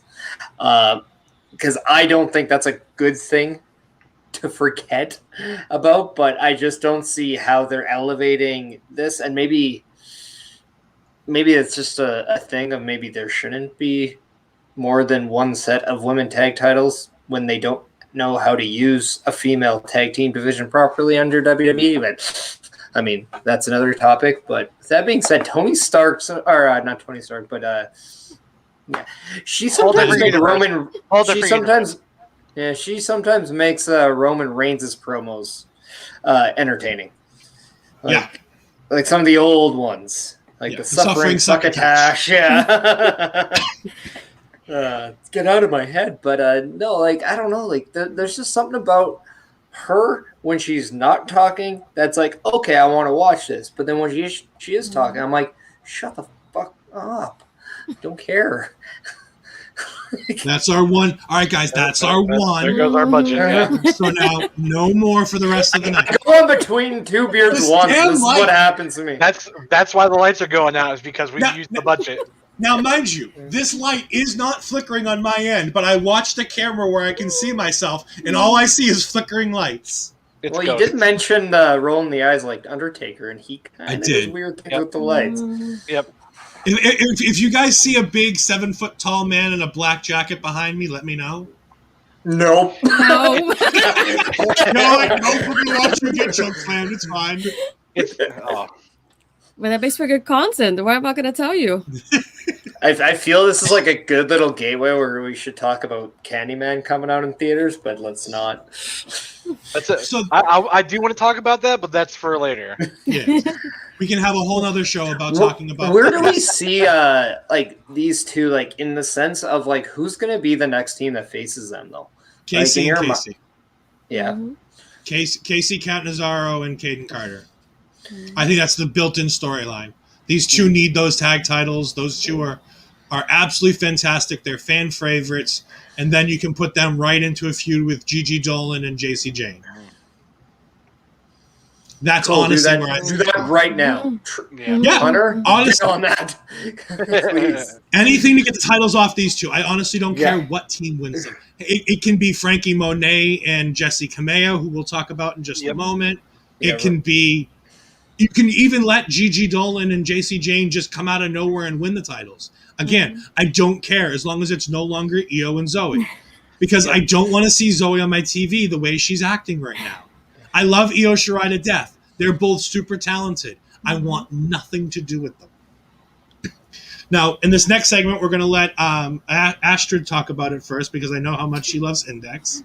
But we get into what my notes were is Index versus Monet's Muppets, which was Robert Stone and Jesse Kamea versus Index, obviously, which is Dexter Lumis and Indy Hartwell. Astrid, have fun. Can I say I love that part with Beth and Indy? That was like my favorite parts of this. The beginning of the match or the end of the match? We're going to get to the end of the match stuff later. Both. I can say both, but yeah, I really enjoyed it. I like their chemistry. And I told you, like we've been talking the past couple of weeks, it makes me wonder if they had partners. I am worried for them because their chemistry is too much. That's all I'm saying. That's it. Any thoughts on the match? No, I loved every bit of it. Like every time I noticed there in one part that Dexter goes to the corner, I didn't see him tag Indy, and then in commentary they go, "Oh, he tagged Indy," and then she starts wrestling, and I'm like, I didn't see a tag though. I just saw him walking over there. I don't know if it was me, but it was kind of random in that part. Maybe in my point of view. I don't think the ref gave much of a damn about this match in the slightest. There was a moment where Indy was in a submission hold and she's working her way to the corner. And I thought it was weird, but then I was like, oh, it's Dexter Lumis, so it makes sense. But he never like actually put his hand out to tag. Like he just said, like just looked at her and she's like, I'm going to the ropes. And his hand's right by the ropes. And as soon as she held the ropes, he like moved it. And I was like, or you could just tag in. And that was kind of weird. I'll get to a different tag I just didn't get later. But what I really liked about this match was just how it showcased. Okay, well, for one, like Spencer and Jackson Riker, I'll never say a good thing about Robert Stone, and I'm leaving it at that. Yeah. But I did like how the other one was presented very well. Jesse Kamea. Yes, like I thought she looked really good in this match, and I liked the chemistry she and Indy had. I would like to see that as a singles match. The one thing I want to see Indy Hartwell kind of work on is when she's selling, she's not rolling over as much. Because again, tall people kind of flail a lot. Charlotte does this a lot. Own the ring. And that's all I wish she would do a little bit more of. Because she's a big girl. Like, she's really tall. So her presence is like pretty big in that ring. Alex? So this was my first taste of Index. Unfortunately, I haven't had the ability to watch NXT up until tonight, and I loved every single moment of this. Just them copying and mimicking each other with the gloves, with getting in the ring, their mannerisms. It was funny for me to watch, and I want to see more of it. And I think we're definitely going to see more of it based off of what happened at the end of the match. All right, so we'll get to that now because I think if we don't, Astrid might burst. Astrid will explode, yes. So after the match, now before the match started, Indy Hartwell was in the ring during their introductions, and she looked over to Beth, and it was really weird because she just stares at Beth and like mouths something, and we have no idea what it is. And Beth puts her mic up and mouths something back, and Wade goes, "What the hell are you doing?" And she's like, "No, I'm just telling her to keep calm. It's just her first match with Dexter." And I'm like, why would she need to calm down about that? Like, she's having a tag match with Dexter. Okay, cool. Like, they've been in the ring before together. It's not, like, the end of the world. And then we see why it was at the end of the match. Go ahead. I just loved how Beth just got super defensive when Barrett said something. She's like, "Mind your own business, Barrett." Shut up. And it was just like, like, so funny. Like, Beth was hilarious on commentary tonight. Wade and Beth have absolutely phenomenal. It reminds me of Corey Graves and Byron Saxton when they were at their best. Not when they were beginning, but when they were at their best. It reminds me of Corey and Renee. Yeah, a little bit. Yeah, I can see that too. Like, because they would just go back. Oh, it's entertaining, and like, and this is, and like, especially in like this context, too, like. The fact that Beth is like helping Indy, just with everything, and it's like girl to girl thing, like that is just so relatable. And I think like Astrid, you're obviously a better person to kind of talk about this. But girls always go to each other for advice, like way more than dudes do. And so, just to finish off what we're talking about, so we can let Astrid talk about it before she bursts. Indy goes over after the match to Beth, and she talks to Beth, and Beth hands her something. And then Indy goes back in the ring, and she's standing next to Dexter. And it's amazing how similar height they really are. It just tells you how tall Indy really is. And she gets down on one knee, and she proposes to Dexter. And he nods his head yes, because of course he doesn't say yes. That would have been fantastic had that been the word he spoke, but it wasn't. And she puts the ring on his finger. And I love the fact that the ring, in place of where the diamond should be, is just a big eyeball. That's fantastic. And so now we have Index as proposed after they had their first date last week. I think it's a bit quick, but that's all I'm going to say about it because everything else about it is fantastic. Astrid. I loved it. I love how he just stares at the ring while he's wearing it the whole time. Though he's just like... his facial expression was priceless. And what I was gonna tell you, Parrish, about that part with the ropes, I really love that part because he just looks at her and he kind of like tells her physically, like, hold on to the ropes, like look for the ropes, and like she kept trying to goes to it. And I love that part about them. I'm like, they didn't have to say much, they just looked at each other. It's like they were sending each other that message there, and I really love that part, particularly in the match. But I really love how they ended it, and I'm like, well, the only bad thing is like weddings don't go well in WWE, so I wonder where this is going next. Oh, it's definitely going to Johnny and Candice interrupting in some way. It's written on the walls. Or maybe we get the swerve and Johnny's all in for this. Like maybe we get the swerve where Johnny's like, you know what, this is what it's going to be. We can't stop it now. They're getting married. We can't do anything about it. Let's just be okay with it. Maybe Dexter turns heel. Or what if they did something where, Austin Theory comes out and he's like, well, wait a second. Indy and I have been doing stuff, and they show a video package of them, doing whatever they do, and it kind of leads to dissension that way. Like, well, they are in Vegas this weekend. There's a certain someone in charge of NXT that has known to wreck a marriage in Vegas before. Now, just remember, the NXT crew isn't going to Vegas. The NXT crew is staying at the CWC.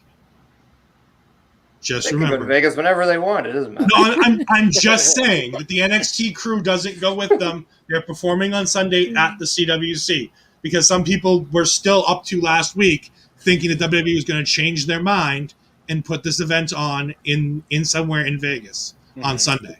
The one thing I do hope, I hope Johnny Gargano is the priest of the wedding and is the one that marries them, because that would be hilarious. But he would have to do it in disguise. Like, I want him to do it in his John Philippe or whatever it was from last week, Giancarlo. All right. I think that'd be the perfect setup for this. Yeah, it'll be funny. Yeah. So then we get, I think it's Mackenzie Mitchell trying to talk to Roderick Strong, and she's quickly told by Malcolm Bivens that you don't talk to him. And Malcolm Bivens says, yes, we lost tonight, but Ilya is a heavyweight, so the match essentially didn't happen. I like that. He's like, no, my guy's going for the cruiserweight title. It doesn't matter when he wrestles somebody who's a heavyweight, even though Roderick Strong's been wrestling heavyweights his entire career. Mm-hmm. He's like, nope, he's got a guaranteed cruiserweight title match, and nothing changes that. You don't talk to him. You know how to get a hold of me. You have my number. And they all just walk away. Sweet, quick, to the point.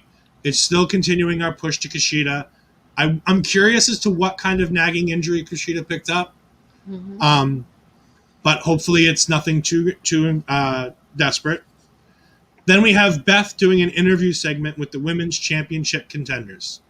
And this was fantastic. These cut promos don't always work really well, but it looks like the girls really talked about what they were going to say before they went through it. They really felt like they practiced it. I have here that Raquel's getting really good at cutting that babyface promo, but she needs to find that inner Raquel Gonzalez character, because she's doing great at saying the words and they're coming out the way that they're supposed to. But Dakota feels her character, and everything she says just comes off that little bit more intense, that little bit more believable. But this is going to be a great match. These two had a great war of words.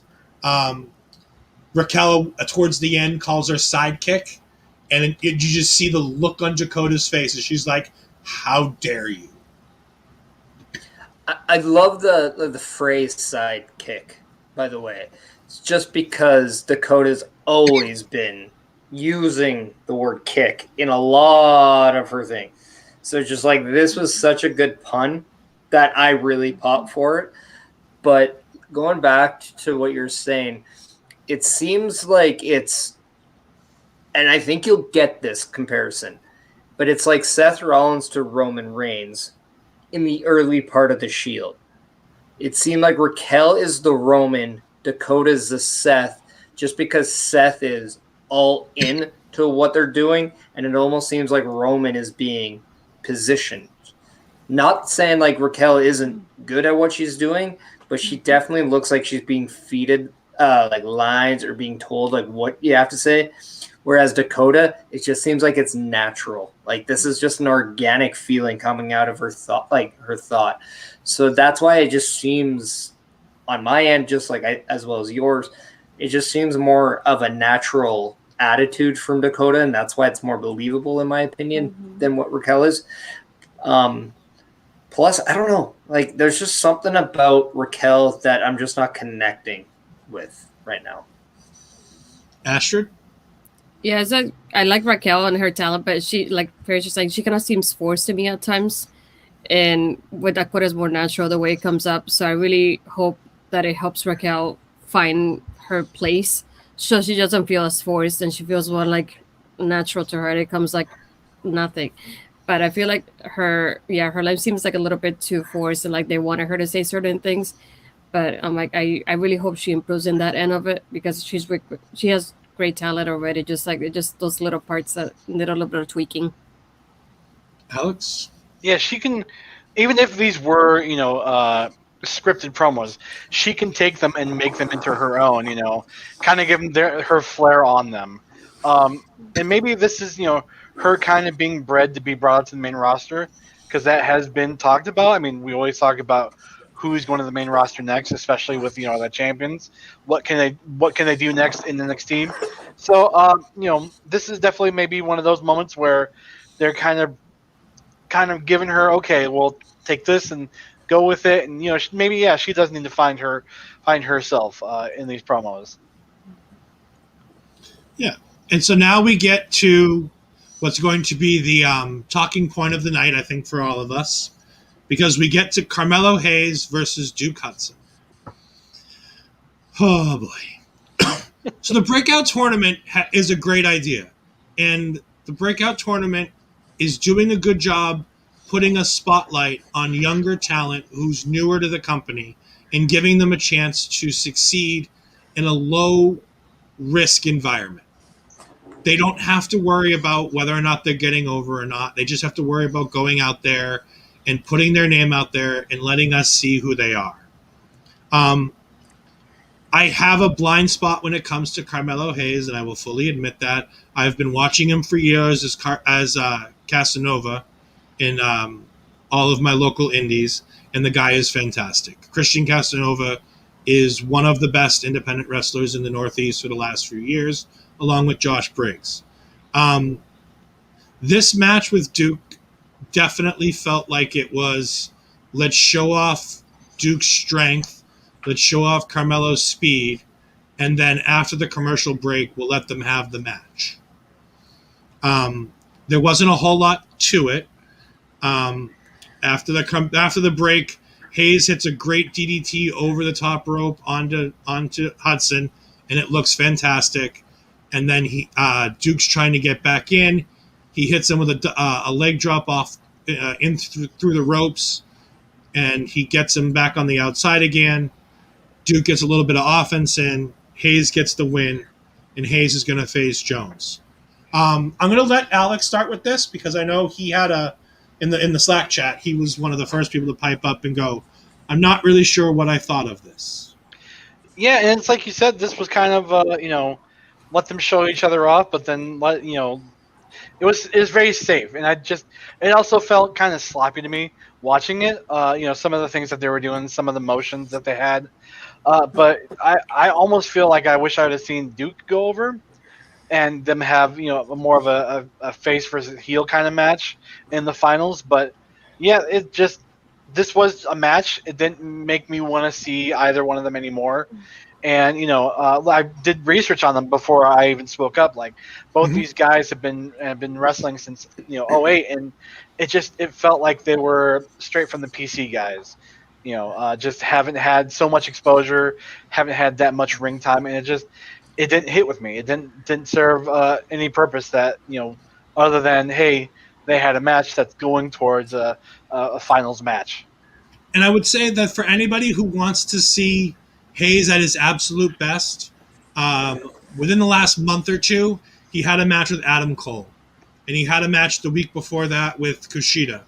And those matches are much, much more what you're going to see from him going forward after he gets through this tournament, because those are guys that are more his size and more his speed.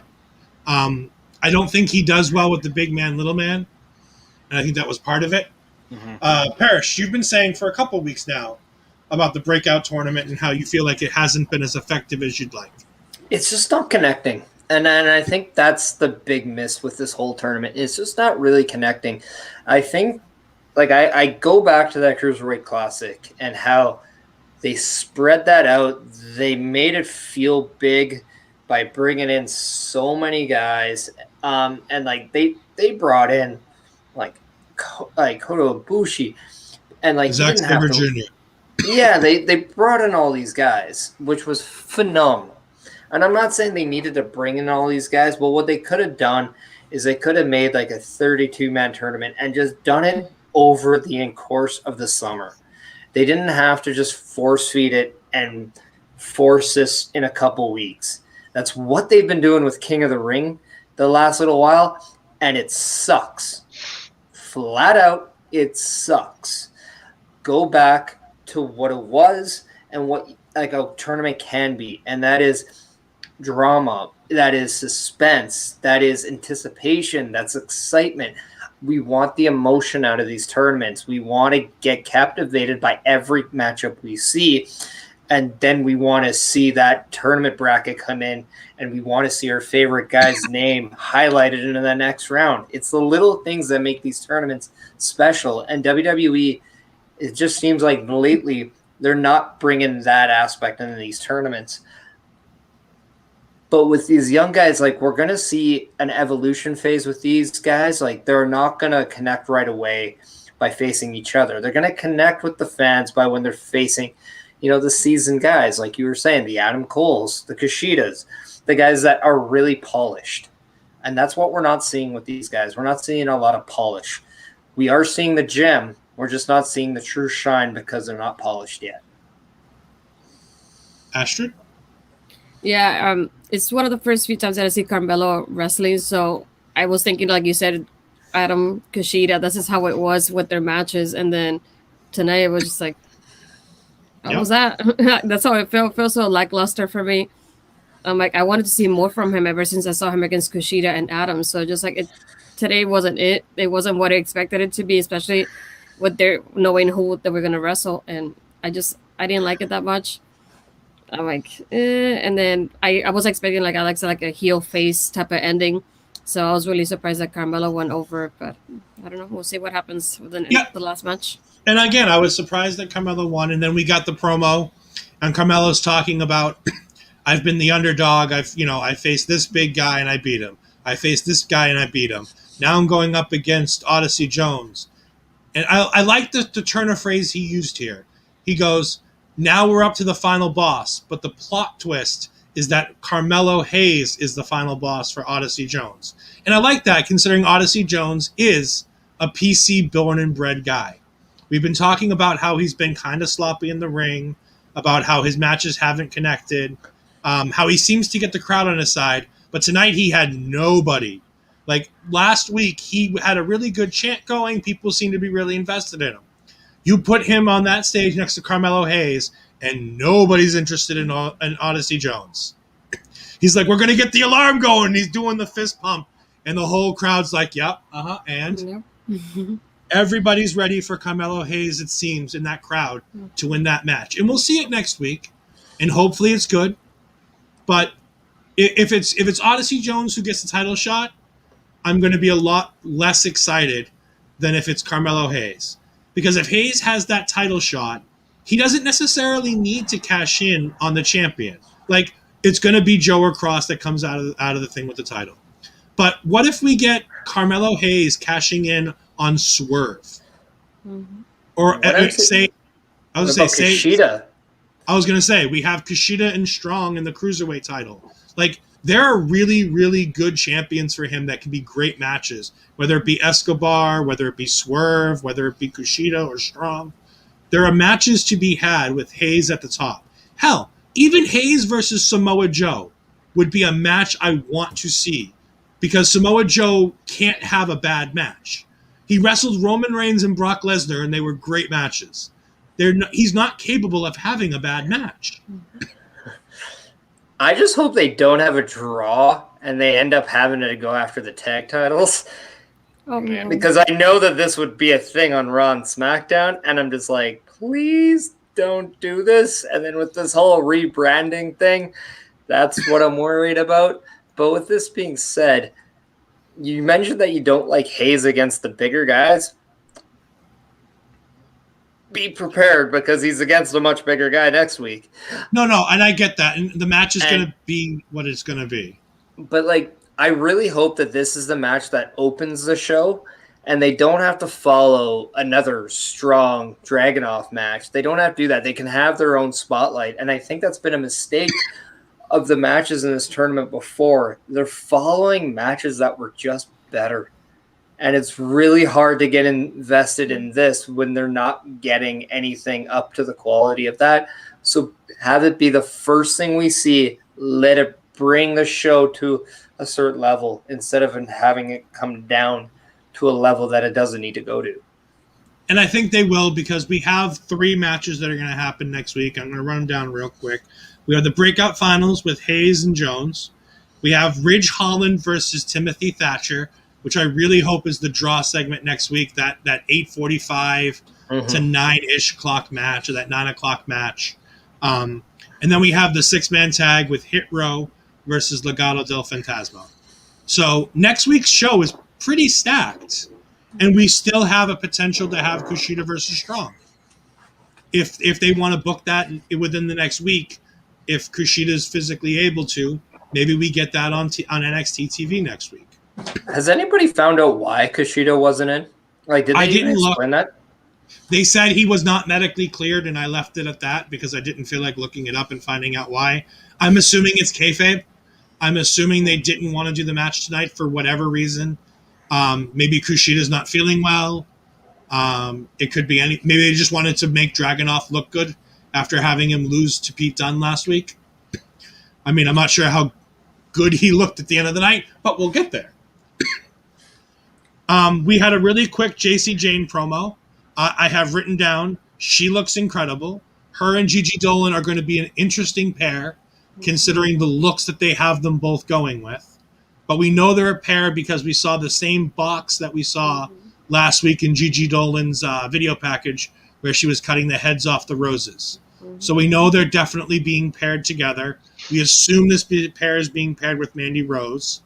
And I'm very excited for the 3 of these women together because they all bring a different aesthetic to the ring. Mandy Rose is your typical beautiful knockouts type of woman. Then you have Gigi Dolan, who brings an entirely different Becky Lynch style aesthetic to the ring with that bright carrot orange hair. And then you have JC Jane, who again looks completely different to the other 2. We then have Cameron Grimes backstage with Ted DiBiase, and Ted apologizes to Cameron Grimes for getting him into this mess. And Cameron Grimes steps up and he talks about how this is all his own fault. Ted has nothing to say about this. He was the one who went crazy with the money. He's the one who wanted to be the $1 million champion. He's the one who brought Ted here by all the stuff he was doing with all his money and baiting Ted into it.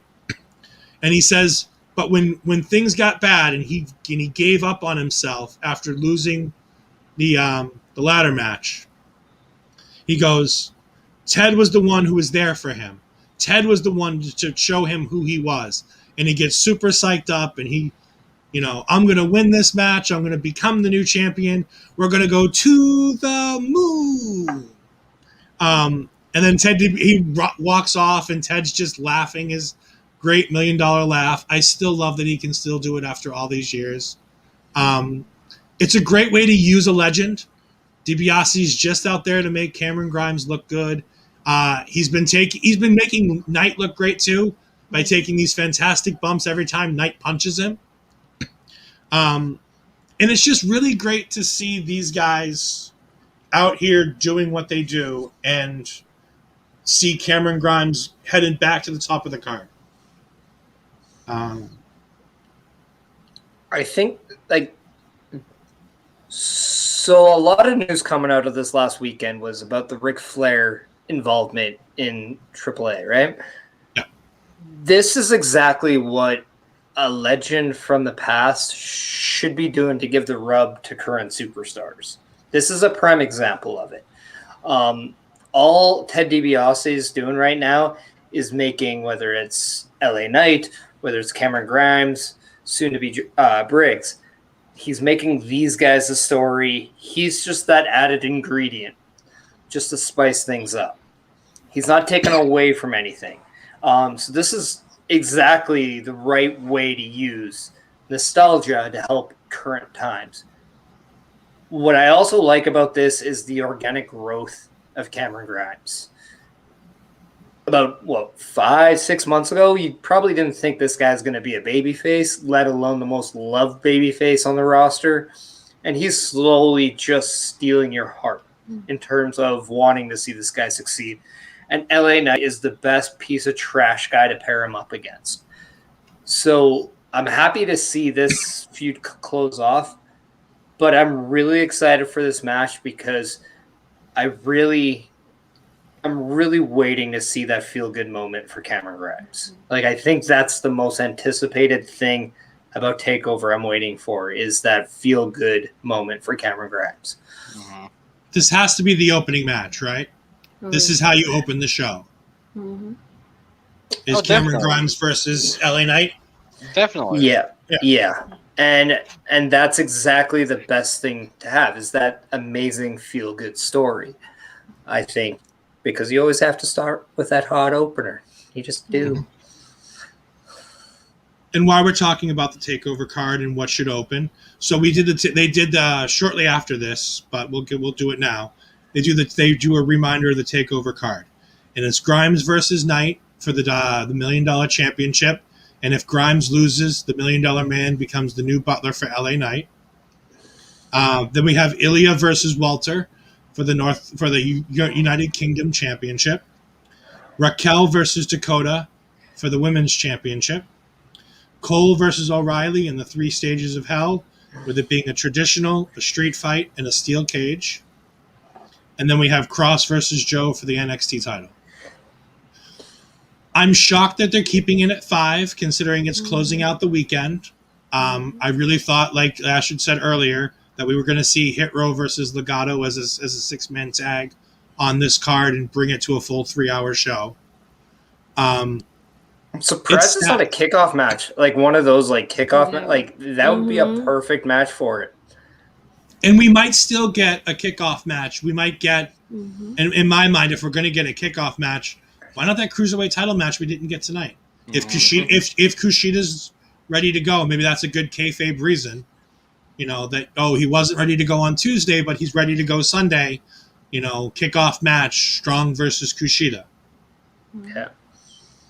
But the match, there's no bad match in that card. No. I don't think any of those matches can be bad. I don't think there's a way to make any of those a bad match. So we're in for a good night of wrestling on Sunday. Start calling these TakeOver Scott Hall, because every time I see them, they always feel loaded. Sorry, I had to get that one out there. Hopefully Spencer's not watching, or Parrish is going to be in Spencer's office tomorrow morning. Guaranteed. All right. So then Vegas, so we all know that he's going to be the same way. No, we know he's going to be loaded. No, we're not supposed to talk about it on the air. Now I'm going to be in the office with you, Parrish. Gee, thanks. I'm bringing y'all with me.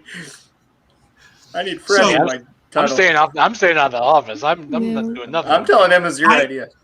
I hear there are fantastic cheeses in Spencer's virtual office. I hear the cheeses are fantastic.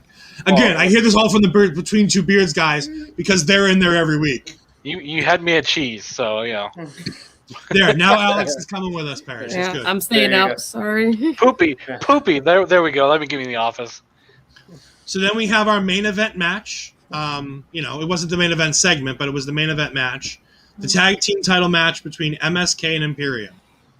This was a really good match. It never hit the great line, like it never got to that great moment, but it was really, really good. And I was surprised, because I haven't been a huge fan of the Rascals or MSK in Impact and here. I really haven't gotten into their stuff. But with the Imperium guys, this is finally where I was like, this is how good they can be. Alex, why don't we have you talk about them for a little bit? Yeah. So, truth be told, when they were the Radicals, I didn't watch them very much. Like, I'm very much not a flippy, tricky, kind of wrestler watcher. I love down-to-the-mat technicians, a lot of your greats, Mr. Perfect, Bret Hart, Eddie Guerrero, guys like those. But just watching this match, I love the technical side with Imperium, but I was also starting to turn on to MSK, and I really want to see more. They kept it to a minimum, the dives and whatnot, and I thought that was extremely great. Maybe it was just because it was a regular TV show. Maybe if we see them on a future TakeOver, we'll see more of what they're known for. But definitely, this was something that if this was a taste of what they have, then I'm all for it. I've got time for it. Astrid? I've been enjoying MSK since they debuted, so I really like this match. I feel like it was a good mixture of their styles, which I really liked. They kept me hooked. I'm like, I wanted more. I was hoping it would last a little bit longer, but I kind of forgot about the Cross Joe part. So I'm like, what happens after this? I'm like, who ends the show after this match? And then I saw Cross and Joe, and I'm like, I prefer like that match would have lasted longer. That would have been better for me. Yeah. Yeah, it was really weird when they said your main event of the evening, because typically the main event is the last thing you see. So it's one of those things that was kind of weird. I was like, oh yeah, the match is over and there's something else. Okay, that's like there's two things that I honestly didn't like about this match. One was very minor, and the other one I don't think they just really did it intentionally. So it's not that big of a deal. But I don't like the fact that MSK hit an actual finish on this match with the chaotic that came.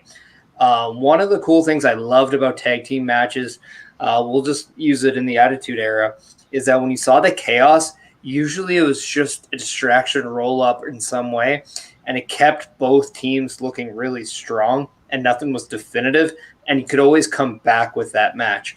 I thought this was a match that really was setting up for a chance to come back with. Just because Ilya got involved, Walter got involved, you can make the case that that took over the actual match. This is what I'm going to get a little bit mad about in the match.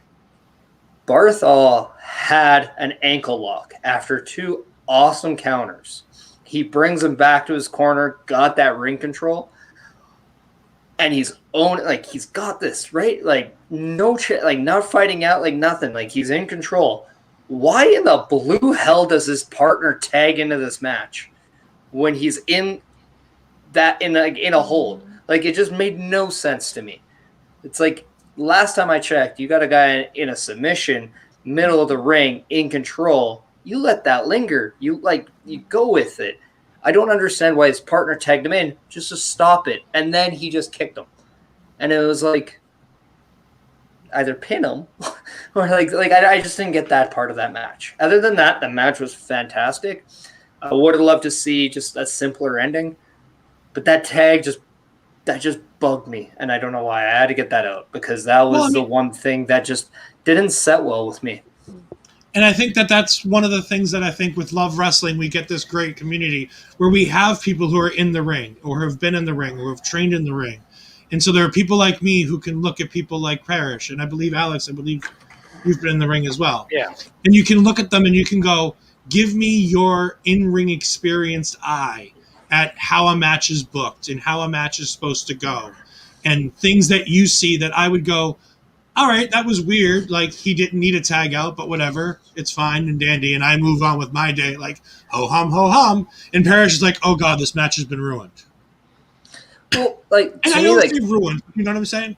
If I saw a potential chance of like a reversal happening, and it's like you're doing this to save the control, I get it. It makes a lot more sense. But your partner was in full control in a submission, nothing wrong, and you stopped it. And that's what I just didn't get. So like because of that, it was like, okay, so just because my partner's close and the other guy's counting 1, 2, I'm going to tag. Why not? That's kind of what it meant, like what it just felt like to me. Yeah. Because let that ankle lock really like serve its purpose, you know? Like, Buddy wasn't doing anything. He wasn't fighting out of it. He was he was screaming. And his partner was out. Like, that was another thing. Like, his partner was not even on the apron.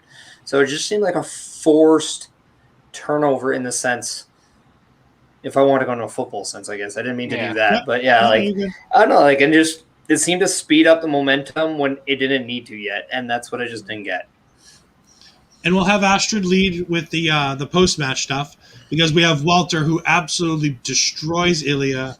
And Ilya tries to fight back, and Ilya just gets absolutely murdered by the. It was a 2-on-1. I don't think it was a full 3-on-1. But he gets ganged on by Imperium, and then they stand, and then Ilya tries mouthing off to Walter, and he gets put in the chokehold, and he gets laid down, and then for the second straight week, one referee or cameraman can't keep his damn mouth shut. And now that I heard it last week with, I believe it was Parrish who brought it up, I couldn't unhear it this week, where he told Walter to just stand there. And I'm like, oh no, because last week it was Walter telling Ilya to hold the title up, wasn't it? Somebody told Ilya to hold the title. It was Walter who said, like, it was the camera was on Walter, and Walter's like, pick up the title, grab the title, and then 2 seconds later it goes to Ilya. And this is the problem with WWE now, just the cameras, too many cameras. Just keep it simple, stupid, right? Like, we've all heard that in sports, right? And it's just like, no, like, okay, like, buddy just beat up the champion, keep it on him, let him organically pick up the title, look, and kind of have that moment. With here, it seemed like Ilya just kind of started. I don't even know if that was supposed to happen. Walter seemed legitimately irritated. He did, and it was funny, but it's like it was authentic, and that's what I actually liked about it. He's just like, you don't want to stay down? Screw you, stay down. It's just drop your title in front of you, not behind you, because that's where I think the confusion was. And I don't know if you guys noticed this too. It kind of happened earlier in the night as well when Indy and Dexter were kind of, had their hands up and showing to the crowd. They were about to leave the ring when you could kind of hear somebody, hey, to the hard cam, and they turn back to the hard cams and they pose, with their hands up, and then they start to take off. Ashley, what did you think of the beatdown? I don't know why, I really liked it for some reason. Oh my god, especially the part of the chocolate, they like stay there kind of thing. Like, if you want to stay, just stay there. And that exclamation point at the end, to me, that I really liked how they ended it. I was just like, I really liked how everything went and so smoothly done. I guess for the part that I wasn't expecting, like Parrish was saying, like the finish is the only thing that I was like, I wasn't expecting MSK to retain, to be honest. So I'm like, I was waiting for it. I'm like, yeah, somebody's gonna kick out of this, right? And then it didn't happen. So I was really surprised, but I really like the beatdown part though. I think we're still billing to MSK versus GYV. I think that's where the money match is left right now. I think it's GYV taking those tag titles off of MSK. Finally, MSK seems to be the baby faces in the fans' eyes, because for a while there, the fans were turning on them. And they've seemed to have course corrected with that, thank God. Because that would have been terrible if you would have had to try to put them with GYV, because the fans aren't going to cheer GYV, because there's no way that you can get Zach Gibson cheered, because that man is an absolute heat magnet, thank God, because he is fantastic at it. The only saving grace is Ciampa and Thatcher right there too, and I think they're that perfect team in case anything happens with MSK. Boom, they're right in that mix, because that's a team to look out for. Yeah, I wholeheartedly agree. I think that Thatcher and Ciampa lost that match for the tag titles at the last TakeOver, I believe it was, or it was on NXT TV, and they're there in case break glass to put those titles on them so that they can quickly drop them again to GYV, because I think that's where we're headed. Speaking of Thatcher and Ciampa, Pete Dunne and Ridge Holland. Ridge Holland can talk, and he's good at it. I like it. I didn't realize that Pete, because I put my head down as I was typing some notes, and I looked up, and all of a sudden Ridge Holland was talking, and I still thought it was Pete Dunne. These guys are really good together. They look Not great all Brits sound alike, Ed. I don't think they all sound alike, but these two do. Yeah. Anyways, I mean, it was a fun little promo. It gets over the match next week, Holland versus Thatcher, which is going to be great. I think that's the match that definitely needs to take that, like I said, that middle slot. That's your, keep the crowd into it, keep the live audience watching kind of match. Then we got to, like I said, we got a redo of the TakeOver card. And then we got Joe versus Cross face to face. I didn't think that there could have been anything in this feud that made me not want to see the match. And then they did the segment. And I'm like, cool, can this open the card? Because I really want Walter to close the card now. Because I really feel like Walter's going to be the best match of the night. Joe cuts a really good promo here. It's Samoa Joe. He doesn't, again, just like he doesn't know how to have a bad match. He doesn't know how to cut a bad promo. He goes out there. He tells Cross that he was going to verbally eviscerate him, but he decided that it's not worth it. So get out here, young champion, so I can just beat your ass. Then Cross comes out, minus Scarlett, which the crowd kind of seemed to notice. I don't know if you picked up on it, but the crowd noticed that Scarlett wasn't there. You know what I wish Cross would have done, though? I really wish he would have interacted with the crowd. I really wish he would have addressed that. And I really wish that he would have said, like a man, I made sure that I kept my girl out of harm's way and then bring out the security. Like, I really wish he would have done something like that and just shut the fans up, because it felt like that was taking over, pun intended, what was going on. And it was not a good thing. Yeah, it definitely hurt the promo. Then we get the security out there, and I like this line from Cross. Cross said this, and it really, really was a good one. Joe, this isn't about you. Hell, it's not even about me. This is about the future of NXT. And I'm like, with everything going on, that seemed like a very pointed comment from behind the scenes. To be like, all you reporters who are saying NXT is done for, everybody who's saying NXT is being rebranded and everything else that's going on, you're wrong. This is the future of NXT. And Cross is not developmental. And Samoa Joe sure as hell isn't developmental. So if these guys are going to be in NXT, now granted, Cross is going to the main roster, and Joe's not, because Lord knows Joe's really mad at the main roster right now, and I think he's more than happy to put over young talent in the right ways in feuds going up. Plus, they have a ready-made feud with him and Pete Dunne that I need to see. If I see nothing else from Samoa Joe other than this match and Pete Dunne match, cool, good. Give me Joe and Walter. Please just give me Joe and Walter. I still want Finn and Walter, to be perfectly honest with you. Yeah. I actually want Sheamus and Walter for all the good reasons. Ow, 10 beats of the Bowery on this. Yeah. You think he can get the ropes high enough to get him onto Walter's shoulders? Like, he's going to have to kick Walter's knees out.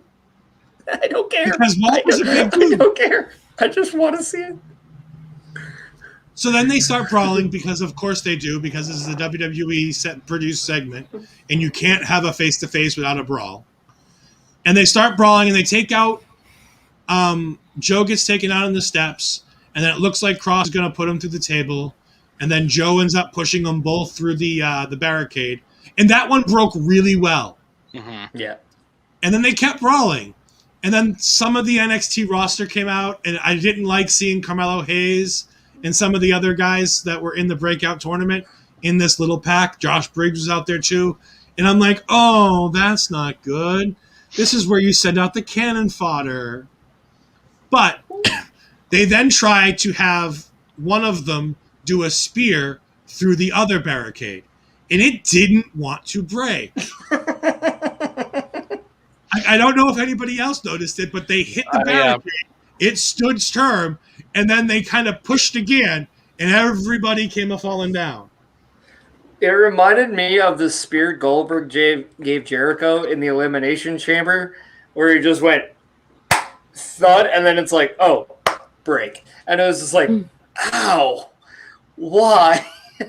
Like, you're a dick just for doing that, because that sucks. Nobody should ever have to be in that. That just sucks. But it looked funny. It really looked funny. Yeah, so, I mean, it was a segment. It was fine. Sorry. They're here.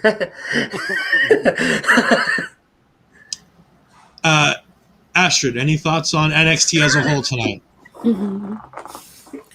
It just, I said it in the chat, it just didn't feel like a go-home show, especially for this big of a takeover that would happen. It's such a good card, but it just didn't feel like a go-home show to me. It just felt like a regular NXT show. I just feel like they could have done more to obviously hype us up towards takeover, and they didn't. Ironic, and I feel you on that, and I wholeheartedly agree with it, which is weird considering every single match on the card got a spotlight tonight too. Mm-hmm. Like they had the prime target for Cole and O'Reilly because you don't need another segment for that. You had enough. You had the interview segment with the girls, which was actually really good, and you don't really need another physical altercation between them. Joe and Cross had the physical altercation. Walter and Dragunov had a physical altercation, and Grimes and Knight had the match and the segments that they had with that. Like, everything got hit for the pay-per-view, so you would think, good job, you've done a good job. But the whole thing just felt like an okay night of television. Mm-hmm. You know what I would have done? And I think this would have been interesting. And it's NXT, so they like to try new things. I would have had every match brawl with each other to end the show. I would have had at one point in that building, you're seeing Dakota and Raquel fight. You're seeing Cole and O'Reilly fight. You're seeing Cross and Joe fight. You're seeing everyone go at it. Chaos is just going at this point. I think that would have been absolutely amazing. And you just saw a camera going one and you had no idea. And then all you're just wondering is, oh my God, TakeOver is going to be insane. That's how I would have ended it.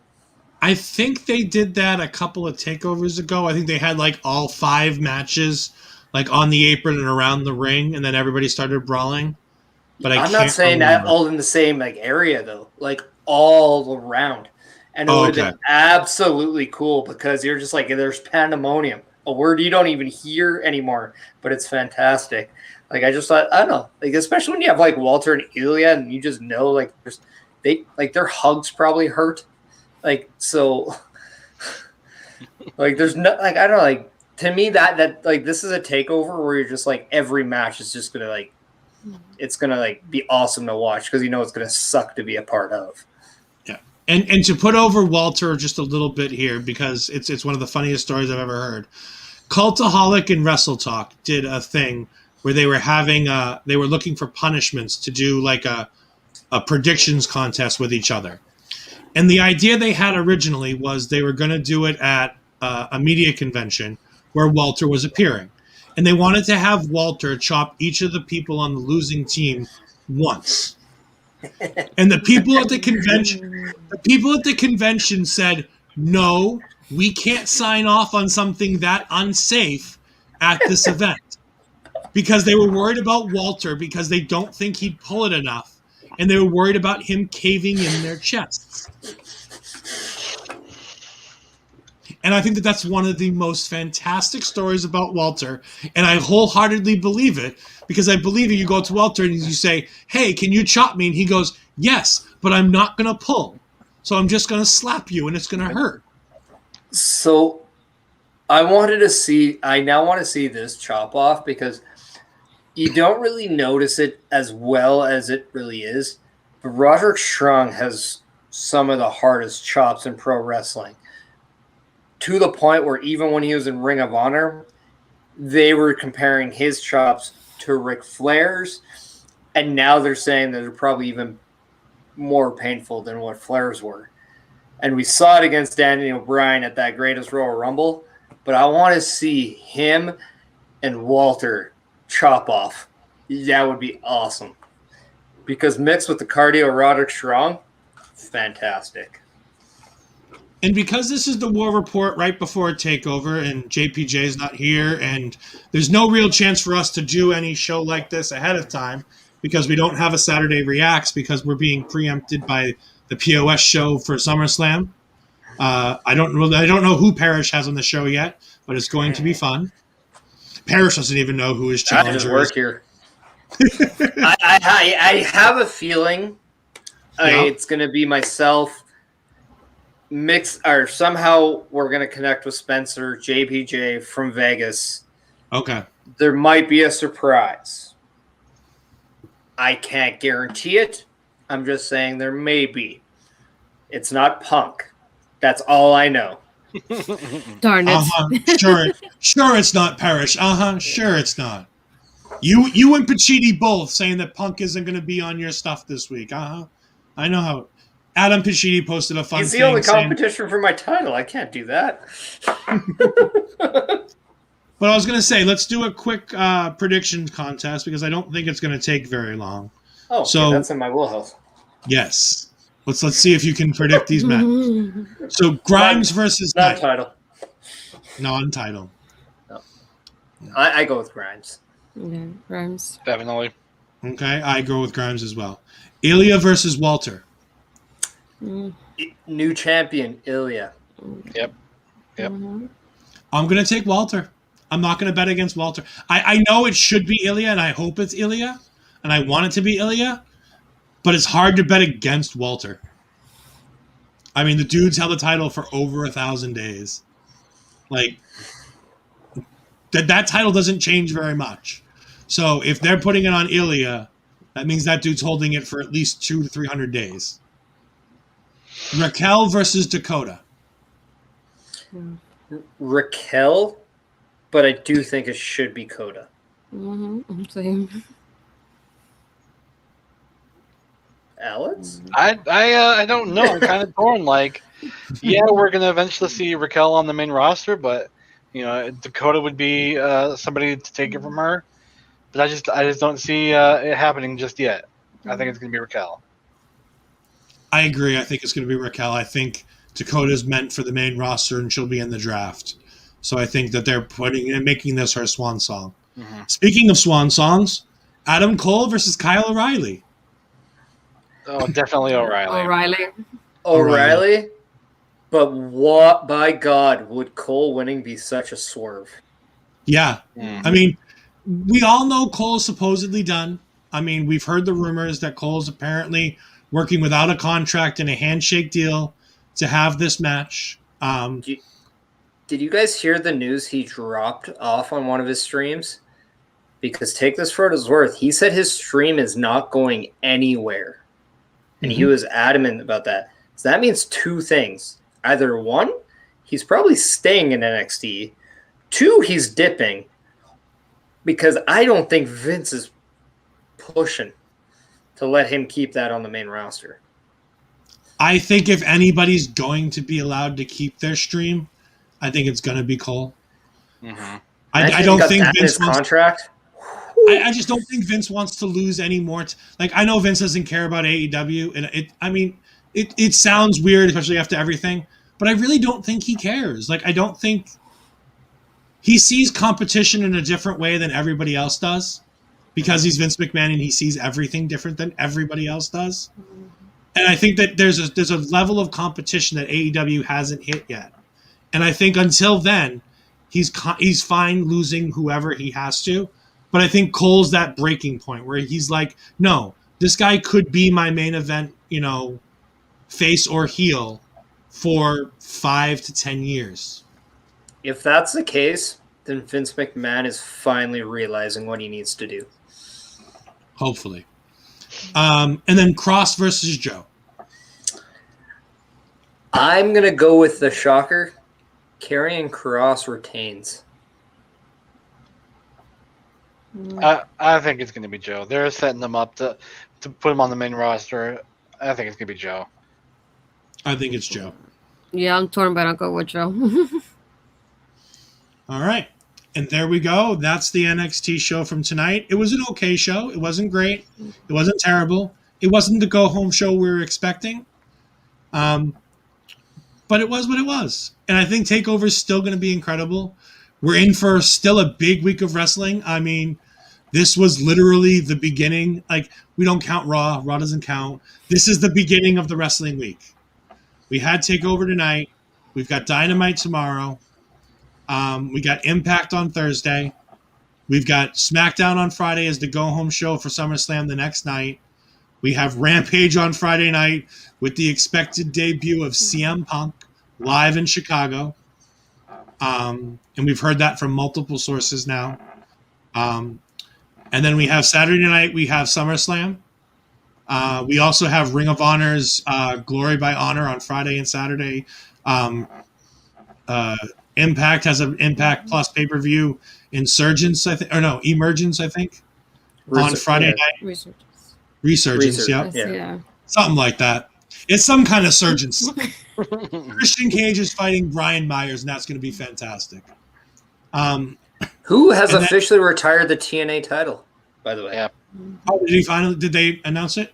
Yep. So it's just on the one title again? Yep. Yeah. Smart choice by Impact. And then we have Sunday, we have TakeOver. And it's a big week. It's a big, big week. And speaking of big, big things, we're going to give the big screen to everybody. And we're going to start with Alex, the guy I apparently have heat with. Always. Yeah. It's definitely a great time to be a wrestling fan, and I'm so glad to be a part of Love Wrestling right now and being able to talk to great people about all this great content that's coming. So make sure you stay tuned to Love Wrestling, cheap plug, and some cheap plugs for myself. EctoGuy87 or at EctoGuy87 on Facebook, Twitter, Twitch, YouTube. I know some of those platforms have been kind of quiet and kind of empty, but good things are definitely coming. So make sure to watch out. The Natural, Astrid. Well, as always on Twitter as Astrid Pizarro or my Instagram, Astrid Pizarro20. Just being here, enjoying this week of wrestling that we have coming up. The Love Wrestling Elite Champion, Parrish. Oh, I was hoping I timed that right, because that would have been a fail. But yeah, no, you can definitely see me on the POS show this Saturday, which is really weird to say. Also, you can go to my Twitter at Chris Parrish, my Instagram at chris.parrish. And whatever you make sure you follow Love Wrestling, check out RK Athletics, and make sure you rate us too, because we want to be number one. You can find me at edfries12584. You can find me here on Love Wrestling. This week we have some interesting programming. Like I said, we have some programming changes with the fact that it's TakeOver and everything else. You can also find me. I'm going to be doing a live watch along for NXT TakeOver at twitch.tv/Tom Collihue as we watch NXT live. We're going to try to chat about NXT. We typically talk anything wrestling related because me and Tom rarely get the opportunity to talk face to face. So it's a fun time that typically doesn't involve what's going on screen. Like I said, like Parrish said, RK Athletics. I also want to say that we just got new mugs. The same old design, but new mugs are back in the shop. This is where I'd be holding my mug if I had one. Yeah, I have a sticker. Yes. Make sure you Love Wrestling shirt right here. You know. Yeah, that wonderful Love Wrestling. Spencer needs to get us more. We got Sunday brunch beer. Yep, Sunday brunch beer. I'm trying to bide my time because I don't remember what the shop link is, and it's not coming up quick enough. It's lovewrestling.ca/shop. Yeah, just there we go. Okay. That's what I thought it was, but I wanted to make sure before I did. Come on, Ed. I don't have it. Just nails down the Tiltify stuff like a champ. I don't normally host stuff. Hey, and we've got fanny packs on there too. So we do. You need a fanny pack and just Love Wrestling on it. So support. There it is. There it is. Yes. I should know where all this stuff is, but I don't. Put Love Wrestling on your fanny pack.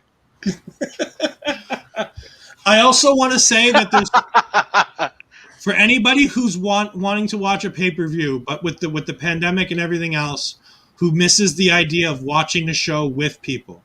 I believe there's going to potentially be people doing a watch-along live on our Twitch channel at twitch.com/lovewrestlingca.